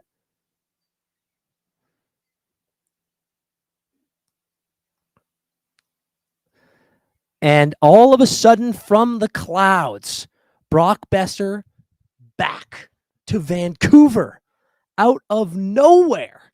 Holy moly, chat. This is why we hang on. This is why we stay. This is why we stay together. Huge haymaker from Elliot Friedman. Hearing Brock Besser is returning to Vancouver. That is monster for the Canucks. Monster. We got to get on Twitter, chat. Hold on 1 second.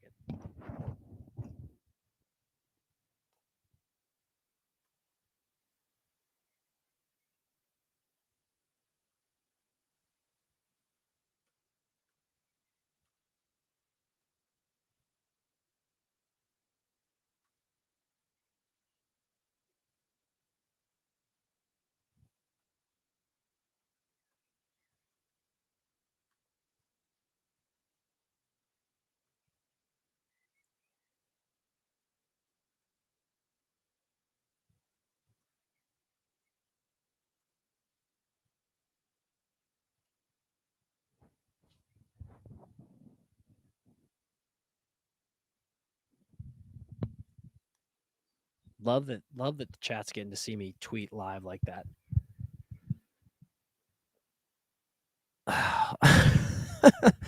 Wow, really nice comment in the chat there.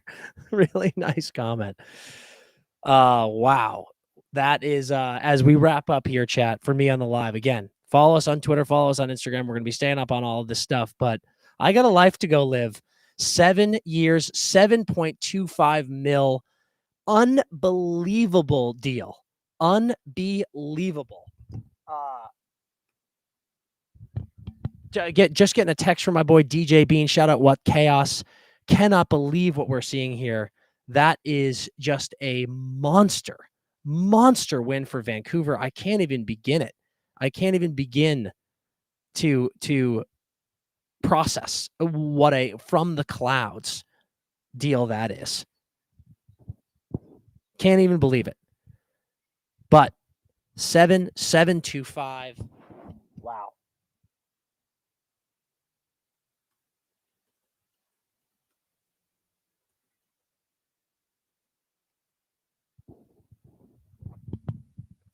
All right, chat. We're going to say goodbye. Cross Brock Besser off this board. He is going back to Vancouver against all odds. Monster win for the Canucks. I cannot stress that enough. That is just truly remarkable. That's some hometown loyalty, love, and you love to see it. And I would expect nothing less from a good Minnesota boy. Dadonov, Drouin, Ehlers, Granlund, Nyquist, and Perry remain as some of the biggest names on the list. Ehlers is going to have teams licking his feet if he asks them to at this point. We've been all over the Ehlers news. We're going to stay on top of it. Don't you worry. We're going to be your best source for that. Granlund is also going to have huge suitors coming now.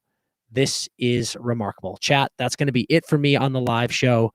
Going to stay with you guys on all the socials. Make sure to stick with us. We'll be chatting with you.